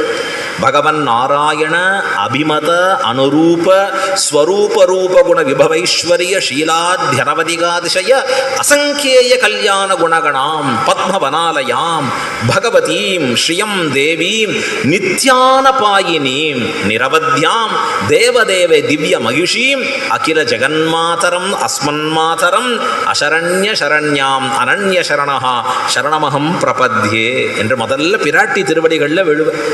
அம்மா உன் திருவடிகள் தாமா தஞ்சம். ஏன்? அவள் தான் புருஷகார பூதையா எம்பெருமான்கிட்ட போய் சேர்க்கணும். அதான் இங்க சொல்றார் அழகா, பந்தார் விரலி உண்மை துணன் பேர் பாட. 2 பேருக்கும் சண்டை வருதுன்னு வச்சுக்கோங்க, கணவன் மனைவிக்குன்னு. அப்போ அந்த பிள்ளை எந்த பட்சத்தில் இருப்பான்? தாயார் பட்சத்தில் போய் நிற்பான். அவன் இருந்து அப்பாவை அவன் திட்டுவான் சேர்ந்து. அதை போல உனக்கும் எம்பெருமானுக்கும் இருவருக்கும் உண்டான ஒரு பொய் கோபத்தாலே இருவருக்கும் ஒரு சண்டை உண்டாயிற்று என்று சொன்னால், நடுவில் நாங்கள் இருந்து உன் பட்சத்தில் இருந்து நாங்கள் அவனை வசவு பாட வேண்டாவோ? இந்த இடத்துல மைத்துனன் பெயர் பாடன்னா பெரிய கொண்டாட இல்லை, அவனை வசவு பாட. இந்த பெருமாளை சொல்றதுக்கு உன் பட்சத்தில் இருந்து நாங்கள் சொல்ல வேண்டாமா? உனக்குன்னு 4 பேர் இருக்க வேண்டாமா? உண்மை துணன் பேர் பாட நீ என்ன பண்ணணும்? செந்தாமரை கையால். விராட்டி திருக்கரம் எப்படி இருக்கு அப்படின்னா, சிவந்திருக்கிற தாமரையை போன்ற திருக்கரங்கள். தாமரை போன்ற இல்லை, தாமரையே திருக்கரங்கள். இந்த தாமரை தான் அவருடைய திருக்கரங்களாக இருக்கான். செந்தாமரை கையால் அழகா சொல்லப்படுறது. பத்மப்ரியே பத்மினி பத்மஹஸ்தே பத்மாலயே பத்மதலாயதாட்சி கொண்டாடப்படுறது அழகா. எப்போ பத்மானு அழகா அவள் பத்மத்திலேயே இருப்பவள், தாமரை போன்ற திருமுகத்தை உடையவள், தாமரை போன்ற திருக்கரங்களை உடையவள். செந்தாமரை கையால் செந்தாமரை கை, சிவந்திருக்கக்கூடிய திரு தாமரை. அந்த திரு தாமரை போன்ற கையை கொண்டுதான் எம்பெருமான் திருவடிகளில் பிடிச்சு விடுவாளாம். எம்பெருமானுடைய திருவடியும் தாமரை ஒத்திருக்கிற திருவடி, கைவண்ணம் தாமரை வாய் கமலம் போலும் கண்ணினையும் அரவிந்தம் அடியுமகுதே. எம்பெருமானுடைய திருவடியும் தாமரை ஒத்த திருவடிகள். இவள் அந்த திருவடியை அப்படி பிடிச்சு விடுவான், நிதானமா பிடிப்பா. அது சொல்றார் ஆழ்வார், கூசி பிடிக்கும் மெல்லடி. பிராட்டி கொஞ்சம் கூசி கூசி அந்த திருவடியை பிடிச்சு விடுவானா. ஏன்னர், முள் போன்ற என் கரங்களாலே இவன் திருவடியை பிடிக்கிறேனே அப்படின்னு யோசிப்பாள். ஆனால் அவள் திருவடியே, அவள் திருக்கரமே அந்த தாமரை போன்றது. முள் போன்று இருக்கிற கரத்தாலே எம்பெருமான் திருவடியை பிடிச்சு விடுறேனே அப்படின்னா இன்னும் எம்பெருமானுடைய திருவடி எவ்வளவு சுகுமாரம்னு பார்த்துக்கோங்க. செந்தாமரை கையால், சிவந்திருக்கிற தாமரையான திருக்கரம் அப்படின்னு கொண்டாடு. இந்த தாமரை கை அப்படிங்கிறது எம்பெருமானுக்கும் இருக்கு, பிராட்டிக்கும் இருக்கு. ஸ்ரீரங்கத்தில் போனேன்னா ஸ்ரீரங்கநாதனும் இப்படி வச்சுட்டு இருப்பார். ஸ்ரீரங்க நாச்சியார்கிட்ட போனேன்னா அவரும் இப்படி வச்சுட்டு இருப்பார், செந்தாமரை கை அவரும் வச்சுட்டு இருக்கார். அவர் என்ன சொல்றார், அபயம் சர்வபூதேபியோ ததாமி ஏதது விரதம் மமா. அவர் சொல்றார், நீ உலகத்தில் இருக்கிற யாரை கண்டும் பயப்படாதப்பா, என் திருவடியில ஒரு முறை விழுந்தாயாகில், எப்படின்னா சகிருதேவ பிரபன்னாய தவாஸ்மி திச்சயாச்சதே அபயம் சர்வபூதேபியோ ததாமி ஏதது விரதம் மமா. எல்லாரிடத்திலிருந்தும் உனக்கு அபயத்தை அளிக்கிறேன், யார்கிட்டையும் நீ பயப்பட வேண்டாம், எல்லார்கிட்டேருந்து நான் உனக்கு அபயம். அப்ப எம்பெருமான் திருவடி திருக்கரம் எதை காண்பிக்கிறது, அபயம், பயப்படாதே கொள். அதுதான் அபயம், அபயஹஸ்தம்னு சொல்லும். அந்த அபயஹஸ்தமானது யாரை கண்டும் பயப்படாத, உலகத்தில் யாரை கண்டும் நீ பயப்பட வேண்டிய அவசியம் இல்லை. இப்போ இதில் எப்படி இருக்கும்னா, முன்புள்ளார்கள் சில பேர் என்னை முன்னாடி சரணாகதி பண்ணியிருக்கா, அவர்களால் உனக்கு ஆபத்து வரும்னு அவர்களை கண்டு பயப்பட வேண்டாம். விபீஷணன் விஷயத்தில் அப்படிதான் பண்ணா எம்பெருமான். விபீஷணன் சரணாகதின்னு வந்தான், தடுத்தது யாரு, சுக்ரீவன் போன்றவர்கள். ஏற்கனவே சுக்ரீவன் பற்றி இருக்கிறான் எம்பெருமான, சுக்ரீவன் தடுக்கிறானே, எம்பெருமான் கேட்டுட மாட்டான். அபயம் சர்வபூதேபியோ, அவர்களிடத்திலிருந்தும் உனக்கு நான் அபயத்தை அளிக்கிறேன், கவலைப்படாத. இது எதை போல, அன்றீன்ற கண்ணை, அன்னைக்கு ஒரு கண்ணுக்குட்டி போட்டிருக்கு பசுமாடு, ஏற்கனவே 2 வருஷம் முன்னாடி போட்ட ஒரு கண்ணுக்குட்டி, முதல் கண்ணுக்குட்டி அது, இப்போ 2வது கண்ணுக்குட்டி இப்போ புதுசாக போட்டிருக்கு. அந்த முதல் கண்ணுக்குட்டி பக்கத்தில் வந்ததுன்னா அதை கூட தன்னுடைய கொம்பாலே குத்துமா. ஏன் தெரியுமா, இப்போ புதுசாக போட்ட கண்ணுக்குட்டியை பார்த்துக்கணுங்கிறதுக்காக. அதுபோல எம்பெருமான் எப்படி இருக்காருன்னா, அபயம் சர்வபூதேபியோ ததாமி, யாரை கண்டும் பயப்படாதப்பா, என்னுடைய திருக்கரம் இருக்கு. பராசர பட்டர் ஸ்ரீரங்க க்ஷேத்திரத்தில் ஆச்சரியமாக காலக்ஷேபம் பண்ணார். ஒரு ராஜா வந்தான், இந்த ராஜா அவருடைய காலக்ஷேபத்தை கேட்டான். அவருடைய வாக்கு கேட்கணுமா பட்டருக்கு, சாக்ஷாத் ரங்கநாதனுடைய புத்திரர். அப்படி ஆச்சரியமாக காலக்ஷேபம் பண்ண அந்த ராஜா கொஞ்ச நாளை கேட்டுட்டு அவர்கிட்ட சொன்னான், நம்ம அரண்மனையில் பெர்மனெண்ட்டாக செட்டில் ஆகிடுமே சுவாமி, எங்கள் அரண்மனைக்கு வந்தேன்னா இந்த மாதிரி சத் விஷயங்கள் கேட்குற பாக்கியம் கிடைக்கும், எங்களுக்கு அங்கே ராஜகாரியங்கள் இருக்கிறதுனால வர முடியல. எத்தனையோ ராஜாக்கள் ஆன்மீகத்தில் ஈடுபாடுடன் கூடினவர்கள். இப்போ பராசர பட்டர் சொன்னார், சிரிச்சுண்டே, ஸ்ரீரங்கநாதரை போய் சேவிச்சிருக்கியா?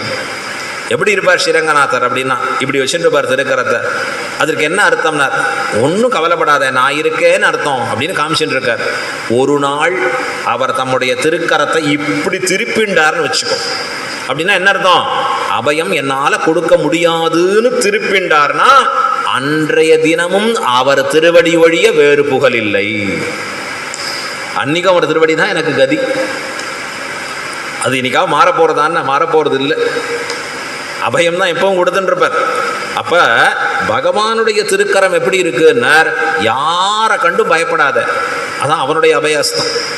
ஸ்ரீரங்கநாச்சியார் சன்னதிக்கு போங்கோ, அவரும் இப்படி தான் வச்சுட்டு இருப்பார். அபயம் செந்தாமரை கையால் அந்த அபயம் கொடுத்துட்டு பகவான் தான் கொடுத்துட்டாரே, இப்போ இவள் என்ன கொடுக்க வேண்டியிருக்கு அப்படின்னா, யாரை கண்டும் பயப்படாதேன்னு பகவான் சொன்னானா, ஆமாம் பிராட்டி கேட்பா, உலகத்தில் யாரை கண்டும், ஆமாம் யாரை கண்டும் பயப்பட வேண்டாம், ஆனால் உனக்கு யாரை கண்டு பயம்னா, எனக்கு பயமே பகவானை கண்டு தான். பிராட்டி சொல்றா, அந்த பகவானை கண்டு பயப்படாதே, நான் இருக்கேன்னா இந்த அபயஸ்தத்தை, அவருடைய சுவாதந்திரியத்தை கண்டு நீ அஞ்ச வேண்டாம். அவர் என்ன வேணா பண்ணுவார். பட்டத்து யானையும் அரசும் செய்யும் அவை ஆராயாது. ஒரு ராஜா ஒரு டெசிஷன் எடுக்கிறான்னா இன்னொருத்தன் கேள்வியே கேட்க முடியாது. ஏன் அப்படி பண்ண கேட்க முடியாது. என்ன இஷ்டம். ஒரு பட்டத்து யானை வந்து ஒருத்தர் தலையில் மாலை போடுறதுன்னா ஏன் அவனுக்கு மாலை போட்ட கேட்க முடியாது. அதை போல பகவான் தன்னிஷ்டத்துக்கு செயல்படுவான். சுவாதந்திரியத்தை அவனை கட்டுப்படுத்தணும்னா யானையை கட்டுப்படுத்துறதுக்கு பக்கத்தில் அங்குஷத்தை வச்சுட்டு இருப்போம். ஒரு கையில் அங்குஷத்தை வச்சு தான் அந்த யானையை கட்டுப்படுத்தணும். பிராட்டி சொல்றா, நான் இருக்கேன் அவனை பார்த்துக்கிறதுக்கு. செந்தாமரை கையால் சதாபிஷேகம் சுவாமின்னு அவர் சுவாமி சாதிப்பார். வைகுண்டவாசி அந்த சுவாமி மகாவித்வான். அந்த காலத்தில் மருந்துன்னு வாங்கினா ஒரு குப்பிகளில் இருக்கும். அது வெள்ளை சிகப்பு அப்படின்னு விதவிதமாக கலரில் இருக்கும். அதில் என்ன சொல்லுவான், அந்த மருந்து எடுக்கிறச்சே நன்னா ஒரு குலுக்கி எடுத்துக்கோங்கன்னு சொல்லுவோம். அப்போ தான் கீழே இருக்கிற மருந்து மேலே வரும். ஷேக் வெல் பிஃபோர் யூஸ்ன்னு போட்டிருக்கான் இப்போ கூட அழகாக. இப்போ அவர் என்ன சொல்லுவாருன்னா, பிராட்டி நாம் பெருமாள் பக்கத்தில் போனான்னா ஒரு நிமிஷம் இரு அப்படின்னு சொல்லி பெருமாளை ஒரு குலுக்குவானாம் பிராட்டி. எதை போலன்னா இந்த மருந்தை போல கீழே இருக்கிற கருணை மேலே வரும், மேலே இருக்கிற கோபம்லாம் கீழே போயிடும். யாரால பண்ண முடியும்? பிராட்டியால தான் இதை பண்ண முடியும் அப்படிங்கிறத காண்பிக்கிறார் அழகா. செந்தாமரை கையால், தாமரை கைகளாக இருக்கக்கூடிய அவருடைய திருக்கரங்களாலே பகவானின் சுவாதந்திரியத்தை கண்டு பயப்படாத, நான் இருக்கேன் அப்படின்னு சொல்லி காண்பிக்கிறா பிராட்டி அழகா. ஷீரார் வளையொழிப்ப என்று அழகாக பொருந்தி இருக்கக்கூடிய வளைகள். என்ன ஆச்சரியம் பாரு. எங்களுக்கு எப்படி ஆச்சு, கிருஷ்ணனை நினச்சி நினச்சி நினச்சி எங்கள் மேனி சிரித்து வளைகள் எல்லாம் கயண்டு ஓடுறது, கீழே அப்படி ஓடி போயிடுறது. உனக்கு எப்படி இருக்குண்ணா? ஷீரார் வளை எம்பெருமானோட இருப்பதுனால பொருந்தி இருக்கு உனக்கு வளைகள் எல்லாம். அந்த ஷீரார் வளையொழிப்ப, அந்த வளைகள் வந்து சப்திக்க வேணும். சாஸ்திரம் யாரெல்லாம் எப்படி இருக்கணும்னு லட்சணங்களை சொல்றது. சுமங்கலினா அவள் எப்படி இருக்கணும், எந்த லட்சணங்களோடு கூடியதாக இருக்கணும். அவள் பண்ணிக்கூடிய அழகு எதற்காகனா பர்த்தாவிற்காக பண்ணிக்கிறாள். ஒரு சுமங்கலியும் அவள் செய்யக்கூடியது எதற்காக? தன்னுடைய கணவனானவன் நன்றாக இருக்க வேணும் என்பதற்காக. அதில் இந்த வளையல்கள் இதெல்லாம் ஒரு அடையாளம். திருமாங்கல்யம் ஒரு அடையாளம், காலில் இடக்கூடிய மெட்டி ஒரு அடையாளம். எத்தனையோ சாஸ்திரம் அதற்குண்டான கிரமங்களை சொல்லி காமிச்சிருக்கு அழகா. அதை போல இந்த இடத்துல சொல்றார், ஷீரார் வளையொழிப்ப. அந்த கையில் இருக்கக்கூடிய அழகான வளைகளானவள்கள் ஒளித்து கொண்டு இருக்கணும். அது ஒளித்து கொண்டு வந்து கதவை திறக்க வேணும். என்ன பண்ணிக்கூடாது, அந்த வளையை எடுத்து இப்படி உள்ள தள்ளிண்டு வந்து கதவை திறக்கூடாது. ஸ்ரீரங்கத்தில் ஸ்ரீரங்கநாதனை புறப்பாடு சேவிக்கிறான்னா எப்படி இருக்கணும் அப்படின்னா, அந்த புறப்பாட்டில் ஸ்ரீரங்கநாதனை எழுந்துருள பண்ணக்கூடிய நடைகள் இருக்கு. நாம் பார்க்க போகிறோம். மாரி மலைமுழஞ்சில் அந்த பாசுரத்தில் விதவிதமான நடையோட ஒருவர். சிம்மகதின்னு ஒன்று இருக்கு, சர்ப்பகதின்னு ஒன்று இருக்கு, உள்ள போறக்கூடியது. வியாக்ரகதின்னு இருக்கு, புலி போன்று நடக்கக்கூடிய அழகு. கஜகதின்னு பேரு, யானை போன்று நடக்கக்கூடிய அழகு. இந்த ஸ்ரீரங்கநாதன் அப்படி வரச்சே எப்படின்னா அதற்கு தகுந்தபடி பின்னாடி கொடையை சுழட்டுவோம். நீங்க வந்து பார்க்கறச்சே எப்படி இருக்கணும், அப்படி திரும்பி நின்னார்னா ஜல் ஜல் ஜல் அந்த ஆபரணம் திரும்ப அந்த கொடையும் அப்படி நிற்கும். அது கேட்டாலே போறோம், மனசுக்கு ஆனந்தம். அந்த இடத்துல அந்த சப்தங்களை கேட்டாலே மனசு குதூகலமாக நிற்கும். அதை போல இங்க சொல்றார், ஷீரார் வளையொழிப்ப. அந்த வளைகள் ஒழிக்க வேணும், அது மங்களார்த்தமாக எங்கள் காதலே வந்து விட வேணும். அப்ப என்ன பண்ணணும், வந்து திறவாய் மகிழ்ந்து, நீ வந்து இந்த கதவை திறந்து விட வேண்டும். எப்படி வரணும்? ஐயோ அர்த்திகள்லாம் நிற்கிற.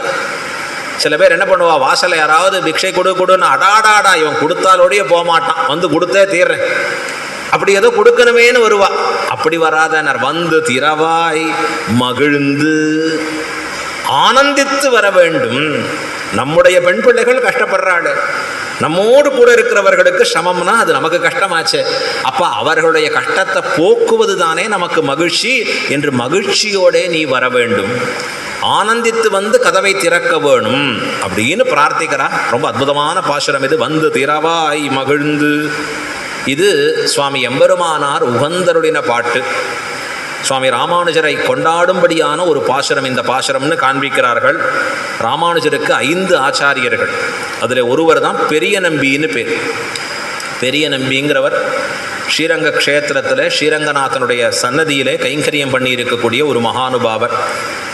அந்த பெரிய நம்பி ராமானுஜருக்கு சமாஸ்ரயனம் பண்ணவர். சமாஸ்ரயனம்னா பஞ்சசம்ஸ்காரத்தை பண்ணவர். இன்றைக்கும் நாம் மதுராந்தகம்ங்கிற திவ்யதேசம் போனால் அவர் சமாஸ்ரயனம் பண்ணின இடம் அப்படியே இருக்கும் அழகாக. நாமெல்லாம் சேவிக்கிறோம் அந்த இடத்துல. அங்கே எப்படி இருப்பார் ராமானுஜர்னா வெள்ளை வேஷ்டி உடுத்தின்னு இருப்பார். ஏன்? அவர் கிரகஸ்தாசிரமத்தில் இருக்கிறச்சே தான் அந்த சமாசயனம் நடைபெற்றது. அங்கே எங்கே நடைபெற்றது? மதுராந்தகத்தில் நடந்தது சமாசயனமானது. அப்போ அந்த சமாசயனம் ராமானுஜர் அங்கே கிரகஸ்தாசிரமத்தில் இருக்கும் பொழுது பண்ணி வைத்தவர் யாருன்னா பெரிய நம்பி. ஆச்சாரிய ஸ்தானம் நேராக அவருக்கு திருமந்திரத்தை உபதேசித்த மகானுபாவர். அந்த பெரிய நம்பி ஸ்ரீரங்க க்ஷேத்திரத்தில் சித்திர வீதியில் இருக்கார். நாம் ஏற்கனவே உங்களுக்கு சொன்னோம், சித்திரத்தேர் இருக்கும், பெருமாளுடைய கீழவாசல் வெள்ள கோபுரம் இருக்கும், அதுலேருந்து வெள்ள வந்தேன்னா கிழக்கு பக்கத்தில் ஒரு பெரிய தேர் இருக்கும், சித்திரை தேர்னு பேர். அதன் அருகில் தான் பெரிய நம்பி திருமாளிகை. இது ஒன்னொன்றும் 1100 வருஷம் 1500 வருஷம் பழமை. ஸ்ரீரங்கத்தில் ஒவ்வொரு இடமும் அப்படிப்பட்ட இடம். நாம் அதை பெருமை தெரிஞ்சுக்கிறோமான்னு தெரியல, ஹிஸ்ட்ரியை புரிஞ்சுக்கிறோமான்னு தெரியல. அந்த பெருநம்பி திருமாளிகை அங்கே அமையப்பட்டிருக்கிறது. இதெல்லாம் கோயிலோடுகளை சொல்லப்பட்டிருக்கு, குரு பரம்பரா பிரபாவத்தில் காட்டப்பட்டிருக்கு, திவ்யபிரபந்த வியாக்கியானத்தில் சொல்லப்பட்டிருக்கு. திருப்பாவை ஜீயர்னு ராமானுஜருக்கு திருநாமம். எதற்குன்னா எப்பவும் திருப்பாவை அனுசந்தானம் பண்ணிக்கொண்டே திருவீதி வருவர். சன்னியாசிகள் எப்பொழுதுமே வெளியில் போய் பிக்ஷை எடுத்து ஜீவிக்க வேணும், மாதுகரம்னு சொல்கிறது உண்டு. அதை போய் எடுத்து அவர்கள் அதனால் கிடைக்கிற பிரசாதத்தை ஸ்வீகரித்து இருக்க வேணும். அப்படி போகிறச்சே சுவாமி எம்பெருமானார் என்ன அனுசந்தானம் பண்ணுவார்னா திருப்பாவை பாசுரத்தை அனுசந்தானம் பண்ணி கொண்டு போவார். அப்படி அனுசந்தானம் பண்ணிட்டு போகிறச்சே அந்த சமயத்தில் பெருநம்பி திருமாளிகை வருகிறது. பெரிய நம்பியினுடைய பெண்ணுக்கு பேர் அத்துழாயின்னு பேர். இந்த அத்துழாய்க்கு கல்யாணம் பண்ணி வச்சதுலேருந்து அவள் வீட்டில் பிரச்சனை வந்ததுலேருந்து எல்லாம் சமாளித்தவர் ராமானுஜர் தான். பெரிய நம்பி என்ன பண்ணுவார்? எனக்கு எதுவும் தெரியாது, ராமானுஜரை கேட்டுக்கோ. அவர் சன்னியாசி, அவர் தான் அழகாக அத்துழாய்க்கு விவாகம் பண்ணி வச்சு, அந்த விவாகம் ஆன பிறகு அவள் வீட்டில் ஒரே சண்டை, மாமியார் ஒரே கொடுமை. என்ன கொடுமைனா, நீ கல்யாணம் ஆரச்சே சீதன வெள்ளாட்டியை கொண்டு வந்தியா அப்படின்னா அந்த காலத்தில் வேலைக்காரியை சீதனமாக கொடுக்கணும், வேலை செய்யறதுக்கு கூட. இப்போ இந்த காலம்னா கல்யாணமே வேண்டான்றோம், எங்களுக்கு தான் கிடைக்க மாட்டேங்கிறா. சீதன வெள்ளாட்டின்னு பேர் கொடுத்து அனுப்பணுமா அவர்கள். நீ யாரையுமே கொண்டு வரல அப்படின்னு அவன் மாமியார் திருப்பி அமைச்சிட்டான். பெரிய நம்பிகிட்ட வந்து அத்துழாய் கதறா. பெரிய நம்பி சொல்கிறார், எனக்கு எதுவும் தெரியாது, ராமானுஜரை கேட்டுக்கோ. யார்கிட்ட போகிறது பாருங்க, சன்னியாசிக்கிட்ட போகிறது.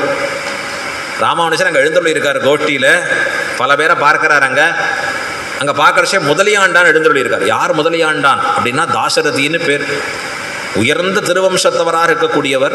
அது மட்டும் இல்லை, ஸ்ரீரங்கம் கோயிலின் நிர்வாகத்துக்கு பூர்த்தியாக அதிபதி. அவர் வச்சது தான் கோயிலில் சட்டம். அவர் எத்தனை மணிக்கு எப்படி ஆணும்னு சொல்கிறாரோ அப்படி தான் ஆணும். முழு நிர்வாகம், ஸ்ரீபாஷ்ய அதிகாரி. அந்த முதலியாண்டான் அழைச்சார், இங்கே வாரும்னார். அடியேன்னு வந்தார். இவளோட வெள்ளாட்டியாக போவோம், கிளம்பி வேலைக்காரனா கிளம்புன்னார்.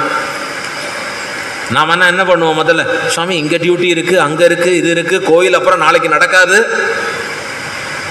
இதுதான் கைங்கரியத்துக்கு வேண்டியது. என்னன்னா ஆச்சாரியன் நியமித்ததை செய்ய வேணும். பரதந்திரப்பட்டிருக்கிறது ரொம்ப ரொம்ப முக்கியம். அங்கே தான் சுவாதந்திரியம் வரும். சுவாமி தேவருக்கு பெஸ்ட் அட்வைஸ் எப்படின்னா, அவர் வெறுமை தான் உட்கார்ந்துட்டு இருக்கார், அவர் அனுப்பலாமா? சொல்லலை. முதலியாண்டான் கிளம்பிட்டார். போய் என்ன பண்ணார் தெரியுமா? இங்கே இருந்து ஸ்ரீரங்கநாதனுடைய பிரசாதங்களை, கீழே இருக்கக்கூடியவர்களை கைங்கரியங்களை நியமித்தவர் அங்கே போய் அந்த பெண்ணுக்கு வீட்டில் துணி துவைக்கிறார், இடத்த சுத்தம் பண்ணுறார், தளிகை பண்ணி கொடுக்குறார். இதுதான் அவர் பண்ணுற காரியம். பல மாச காலம் அதை தொடர்ந்து பண்ணுறார், சந்தோஷமாக பண்ணுறார். ஆச்சாரியன் சொல்லி அனுப்பினார், பண்ண வேண்டியது என் கர்த்தவியம். யாரோ சில பெரிய வித்வான்கள் அவர் வீட்டுக்கு வரா. அவர் வரச்சே பார்க்கறச்சே பேசிட்டு இருக்கிறச்சே அங்கே இந்த முதலியாண்டான பார்த்தோன்னே விழுந்து சேவிச்சிட்டான். ஐயோ எப்படிப்பட்ட அதிகாரி, என்னம்மா இவரை போய் உங்கள் வீட்டில் வச்சுட்டு இருக்கே. அவன் மாமியார் அவரை கொண்டாடுறவா, அந்த வித்வான்களை. அவர்கள் இவரை சேவிச்ச உடனே பயம் வந்துடுது அந்த மாமியாருக்கு. ஐயோ ரொம்ப பெரியவரை போல் இருக்கு. ஆமாம், இவரை போய் வச்சுட்டது உனக்கு மகா பாவம். உடனே சொல்லி அனுப்புகிறார். அவர் காலில் விழுந்து, போகிறோம் சுவாமி, உங்கள் பெருமை தெரிஞ்சுது, இனிமேல் நீங்கள் திரும்பி போங்க. முதலியாண்டான் சொன்னார், போக மாட்டேன். இப்போ தான் புரிஞ்சுட்டோமேன்னார். நான் நீங்கள் சொல்லி வரல, ஆச்சாரியன் நியமித்து வந்தேன், அவராக அழைத்தார் தான் போவேன் திருப்பின்னு. உடனே எல்லாரும் போய் ஆச்சாரியன் திருவடியில் விழுந்து அப்புறம் சொல்லி அனுப்ப, போரும் முதலியாண்டான் வாரும் அப்படின்னு சொன்ன உடனே வந்து சேர்ந்தார். அதுதான் முதலியாண்டானும் கூரத்தாழ்வானும் எப்படி இருக்கா? திருதண்ட அங்கே இருக்கக்கூடிய திருதண்டத்தோடையும் பவித்திரத்தோடையும் சமானவர்கள் இவர்கள் அப்படின்னு கொண்டாடப்படுறோம். இந்த முதலியாண்டான் அப்படி நிர்வாகம் பண்ணவர் ஸ்ரீரங்கம் கோயில. ஆனால் ஆச்சாரியன் நியமனம் பண்ணா உடனே அப்படியே போனவர். எங்கே போனார்? அத்துழாய் வீட்டு வேலைக்காரனாக சென்றார். அந்த அத்துழாய் யாருன்னா பெரிய நம்பியின் குமாரத்தி. அவள் ஸ்ரீரங்கத்தில் ஒரு சமயத்தில் இருக்கா, விவாகத்துக்கு முன்புன்னு வச்சுக்கோங்களேன்.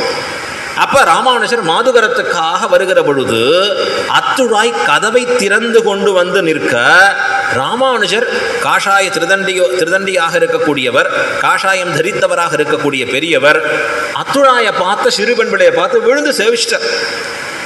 பதறிட்டா அத்துழாய், உள்ள ஓடி போறா.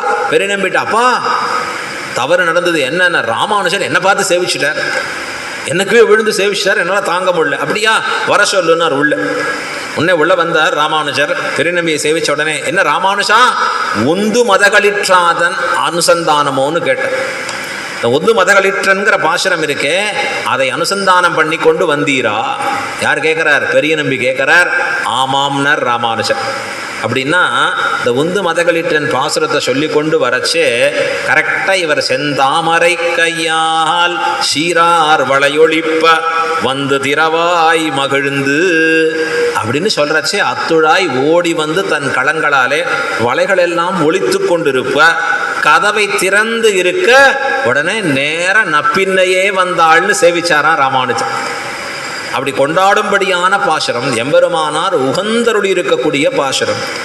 திருப்பாவை ஜீயர் என்று அவருடைய பெருமையை உலகம் பறைசாற்றும்படியான பாசுரம் இது. 18வது பாசுரம் உந்து மதகளிற்றன் அப்படிங்கிற இந்த பாசுரம். இதில் பிராட்டியினுடைய பெருமைகளை மிக அற்புதமாக வர்ணித்து போந்தார். நாம் இன்னைக்கு அடுத்த பாசுரத்தையும் சேர்த்து முடிக்கணும். முடித்தாதான் கறவைகள் கிட்டையாவது வரச்சே ஒரு பாசுரத்தில் நிற்போம். கணக்கு பண்ணி பார்க்கறச்சே தெரிஞ்சுது, இப்போ 2 போனால் தான். ஆனால் அது எப்போ முடிக்க போகிறோங்கிறது தான் தெரியல. எம்பெருமான் தான் அதற்கு நமக்கு கிருபை பண்ண வேணும் அப்படிங்கிறது தான் பிரார்த்திக்கிறோடாக. இல்லை எவ்வளவு முடிகிறதோ அவ்வளவு அனுபவம் நமக்கு தலை சிறந்த அனுபவமாக நம்ம கொண்டு நிற்க வேண்டியதுதான். மறுபடியும் அடுத்த பாசுரத்திலையும் எழுப்ப புகுகிறாள் ஆண்டாள் நாச்சியார். அதை நாளைய தினம் நாம் அனுபவிக்க பெறுவோம். இன்றைய பாசுரத்தை ஒரு தடவை அனுசந்தானம் பண்ணி நிற்போம் அழகா. இன்றைக்கு மார்கழி மாதம் 23ஆம் நாள். நாம் ரொம்ப பாசுரம் பின்னாடி இருக்கோம். இப்போ தான் நம்ம அனுபவிக்கக்கூடியது உந்து மதகளிற்றன்னு முடிச்சிருக்கோம். இன்னும் அதை தாண்டி வரணும். குத்து 30 ஏற்ற அங்கன் மாறி, அதான் மாயமலை மஞ்சள் பாசுரம் இன்றைய தினம். அந்த பாசுரத்தை ஒரு தடவை அனுசந்தானம் பண்ணுவோம். மாறி மலைமுழஞ்சில் மன்னி கிடந்துறங்கும் சீரிய சிங்கம் அறிவுற்று தீவிழித்து வேரி மயிர் பொங்க எப்பாடும் பேருந்துதறி மூறி நிமிர்ந்து முழங்கி புறப்பட்டு போதருமா போலே நீ பூவை பூவண்ணா உன் கோயில் நின்னும்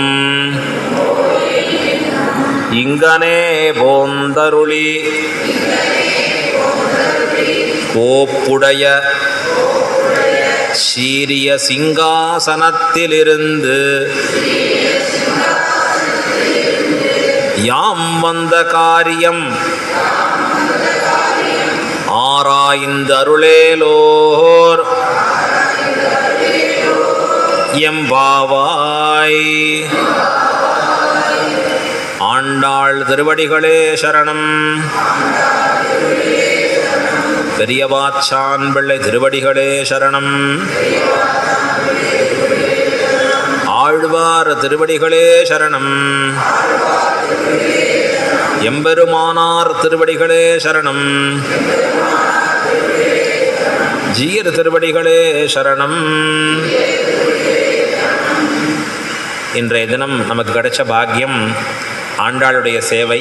ஸ்ரீவில்லிபுத்தூரில் பல அடியார்களோடு கூடியிருந்து சேவிக்கக்கூடிய பரம பாக்கியம். கூடாரில் தான் அந்த பாக்கியம் கிடைக்கணும். கூடியிருந்து குளிர்ந்து நமக்கு என்னமோ ஆண்டாள் ஸ்பீட் ப்ரமோஷன் மாதிரி முன்னாடியே ப்ரமோஷன் கொடுத்துட்டு அழகா. இன்றைய தினமே மாறி மலமழஞ்சிலுங்கிற இந்த பாசுரம் தினமே அத்தனை அடியார்களோடு சேர்ந்து ஆண்டாள் இன்றளவும் திருவவதாரம் பண்ணி பேர் பெற்றிருக்கக்கூடிய ஸ்ரீவில்லிபுத்தூர் ஆண்டாளின் பெருமையோடு பெரியாழ்வாரின் பெருமையும் சேர்த்து கொண்டாடப்படக்கூடிய ஊர் அணிபுதுவை என்று காண்பிக்கிறாள். இந்த சம்சார மண்டலத்திற்கே அணிகலனாக இருக்கக்கூடியது, ஒரு ஆபரணமாக இருக்கான் அந்த புதுவைங்கிற திவ்ய தேசம், ஸ்ரீவில்லிபுத்தூருங்கிற திவ்ய தேசம். அந்த திவ்ய தேசத்தில் நாம் எல்லாம் சென்று சேவிக்கக்கூடிய பாக்கியம். எம்பெருமான் இருக்கக்கூடிய ஊரை சொன்னாலே பாக்கியம், அவன் ஊர் இருக்கக்கூடிய திக்கை நோக்கி சேவித்தாலே பாக்கியம். எம்பெருமான் இருக்கக்கூடிய ஊர் இல்லை, எம்பெருமானோடு கூட இருக்கிற பூமி பிராட்டி. பூமி பிராட்டிக்கு அந்த பக்கத்தில் யார் இருக்கா பெருமாளுக்கு அப்படின்னு பார்த்தா கருடாழ்வான். ரொம்ப ஆச்சரியம். கருடன் எப்பொழுதுமே நேராக நிற்பான். ஆனால் அந்த கருடனை தன் அருகிலே அமரச் செய்து ஏக ஆசனத்தில் எம்பெருமான் வீட்டு இருக்கிறான்னு சொன்னால் என்ன பாக்கியம். அந்த ஆண்டாள் எழுந்தருளி இருக்கக்கூடிய திவ்ய தேசத்திலே இன்னைக்கு ஆண்டாள் சேவை, பிறகு வடபத்திரசாயி எம்பெருமான், அதற்கு முன்பு ரங்கமன்னாருடைய சேவை, பெரியாழ்வாருடைய சேவை, ஆண்டாள் அவதாரம் பண்ணி இருக்கக்கூடிய துளசி மாடத்தில் மாறி முளவிழஞ்சிலுங்கிற பாசுரத்தினுடைய அனுசந்தானம் எல்லாம் நம்முடைய சுவாமியோடைய பரந்த மனசோட எல்லாருமா சேர்ந்திருந்து அனுபவிக்கப்படும். அவ சொல்றா பாரு, எல்லாரும் போந்தாரோ, எல்லாரும் வந்தார்களா அப்படின்னு அந்த பிரார்த்திக்கிறா போல சுவாமிக்கும் எல்லாரும் வரணும் அப்படிங்கிற ஆசையில் பெரிய குழாமாக போனோம். ஆனால் நிறையா பேரை திருப்பாவைக்கு பார்க்கறது இல்லை, அங்கே சில பேரை தான் பார்க்கும்படியாக இருந்தது. இங்கே வரக்கூடியவர்கள் பலரும் கூட அங்கே வர முடியாமல் இருந்திருக்கலாம், அங்கே வந்தவர்கள் கூட பலரும் இந்த இடத்துக்கு வர முடியாத இருந்திருக்கலாம். ஆனால் எல்லார் திறத்திலேயும் ஆண்டாளின் பரிபூர்ண கிருபை நிற்க வேணும், பரிபூர்ண கிருபை பரவி நிற்க வேணும் அப்படிங்கிற பிரார்த்தனை. ஆண்டாளுடைய பாசுரம் சொன்னாலே நமக்கு பாக்கியம். ஆனால் பாசுரத்தினுடைய அர்த்தங்கள் கேட்க கேட்க மனசு செப்பனிடப்படுகிறது. யோசிச்சு பாருங்க, திருப்பாவைனா 30 பாசுரம், ஏதோ கோட்டியில் சேவிப்போம், பரிச்சயம் இருக்கிறவாளுக்கு கிடுக்கிடுன்னு சேவிப்போம், அரை மணி நேரத்தில் முடிப்போம். அதுவும் டைம் இல்லைன்னா சிற்றஞ்சிறுகாலே, அதுவும் டைம் இல்லை வங்கக்கடலை, இந்த அதுவும் டைம் இல்லைன்னா போதை பிறந்த ஊர் கோவிந்தன் வாடுவோம். கடைசியாக பிரசாதம் வாங்கின்னு முடிச்சுட்டு கிளம்புறதுன்னு இருப்போம். ஆனால் 30 பாசுரத்திற்கு இத்தனை அர்த்தங்களா? நாம் சொல்கிறது வெறும் 10% தான், 90% பக்கத்தில் போனால் திருப்பாவை முடியவே முடியாது. அது இன்னும் 2-3 வருஷம் போயிட்டே இருக்கும். அப்படி அகையில தான் அதில் காமிச்ச அர்த்தத்தில் ஏதோ ஓரளவு நாம் பார்த்துட்டு இருக்கோம். இங்கே பார்க்கக்கூடிய அர்த்தங்கள் இப்போ இவ்வளவு ஆழமான கருத்துக்களை உள்ளடக்கிய திருப்பாவை. இந்த வைபவம் நமக்கு எப்போ தெரிகிறது? கேட்டால் தான் தெரியுது. இத்தனை உயர்ந்த மாணிக்கமா, ரத்னமா, அதனுடைய மேன்மை கேட்க கேட்க தான் நமக்கு புரியும். இந்த காது அதற்காக தான் எம்பெருமான் எந்தவித டோரும் இல்லாமல் படைச்சிருக்கு, கதவே வைக்கலை காது. நல்லதை நிறைய கேட்க வேணும். மார்கழி மாதம் முழுக்க ஆண்டாளின் பெருமைகளை கேட்கணும். இது என்ன? இது சாதாரணம் இல்லை திருப்பாவைங்கிறது, இது ஒரு யஜ்ஞம். இது பெரிய பெரிய யஜ்ஞம் பண்ணுறச்சே அந்த யஜ்ஞத்தில் போய் கலந்துட்டா நமக்கெல்லாம் ஒரு பாக்கியம். எப்படிப்பட்ட ஹோமம் நடக்கிறது, எவ்வளோ ஆச்சரியம். சுதர்சன ஹோமம்னு கொண்டாடுறா. இப்படிப்பட்ட ஒரு ஹோமங்களில் நாம் நின்னோம்னா அது பரமபாகியம் நிற்கிறா போல. இது ஒரு யஜ்ஞம். இதுக்கு என்ன பேர்? வாக்கியம்னு பேர். இந்த இடத்துல ஆண்டாள் அருளி செய்திருக்கக்கூடிய அர்த்த விசேஷங்களை சொல்றச்சு இதை காட்டிலும் சிறந்தது நம்ம ஆத்மாவுக்கு பேரு வேறு எதுவுமே கிடையாது. இது அப்படிப்பட்ட பரம பாவனமான ஒரு யஜ்ஞம். நீங்கள்லாம் விடாத தொடர்ந்து வரக்கூடியவர்களாக இருக்கிறீர்கள். உங்களுக்கு ஆண்டாளின் கிருபை பரிபூர்ணமாக என்றும் இருக்க பிரார்த்தித்து அமைகிறேன். நாளை தினம் மீண்டும் சாயந்தரம் 6:30 மணிக்கு எப்பவும் போல நிறையா பேரை சேர்த்து அழைச்சின்னு வாங்கும். இது எப்போ வரைக்கும் சொல்லுவீர்னார்? கடைசி சாத்துமுறை வரைக்கும் சொல்லி வைப்போம். ஏன்னார் என்னைக்காவது ஒரு நாள் மனசில் பட்டு வந்துடாதா நமக்கு அப்படிங்கிற ஒரு ஆசை தான். மீண்டும் நாளை சாயந்தரம் 6:30 மணிக்கு.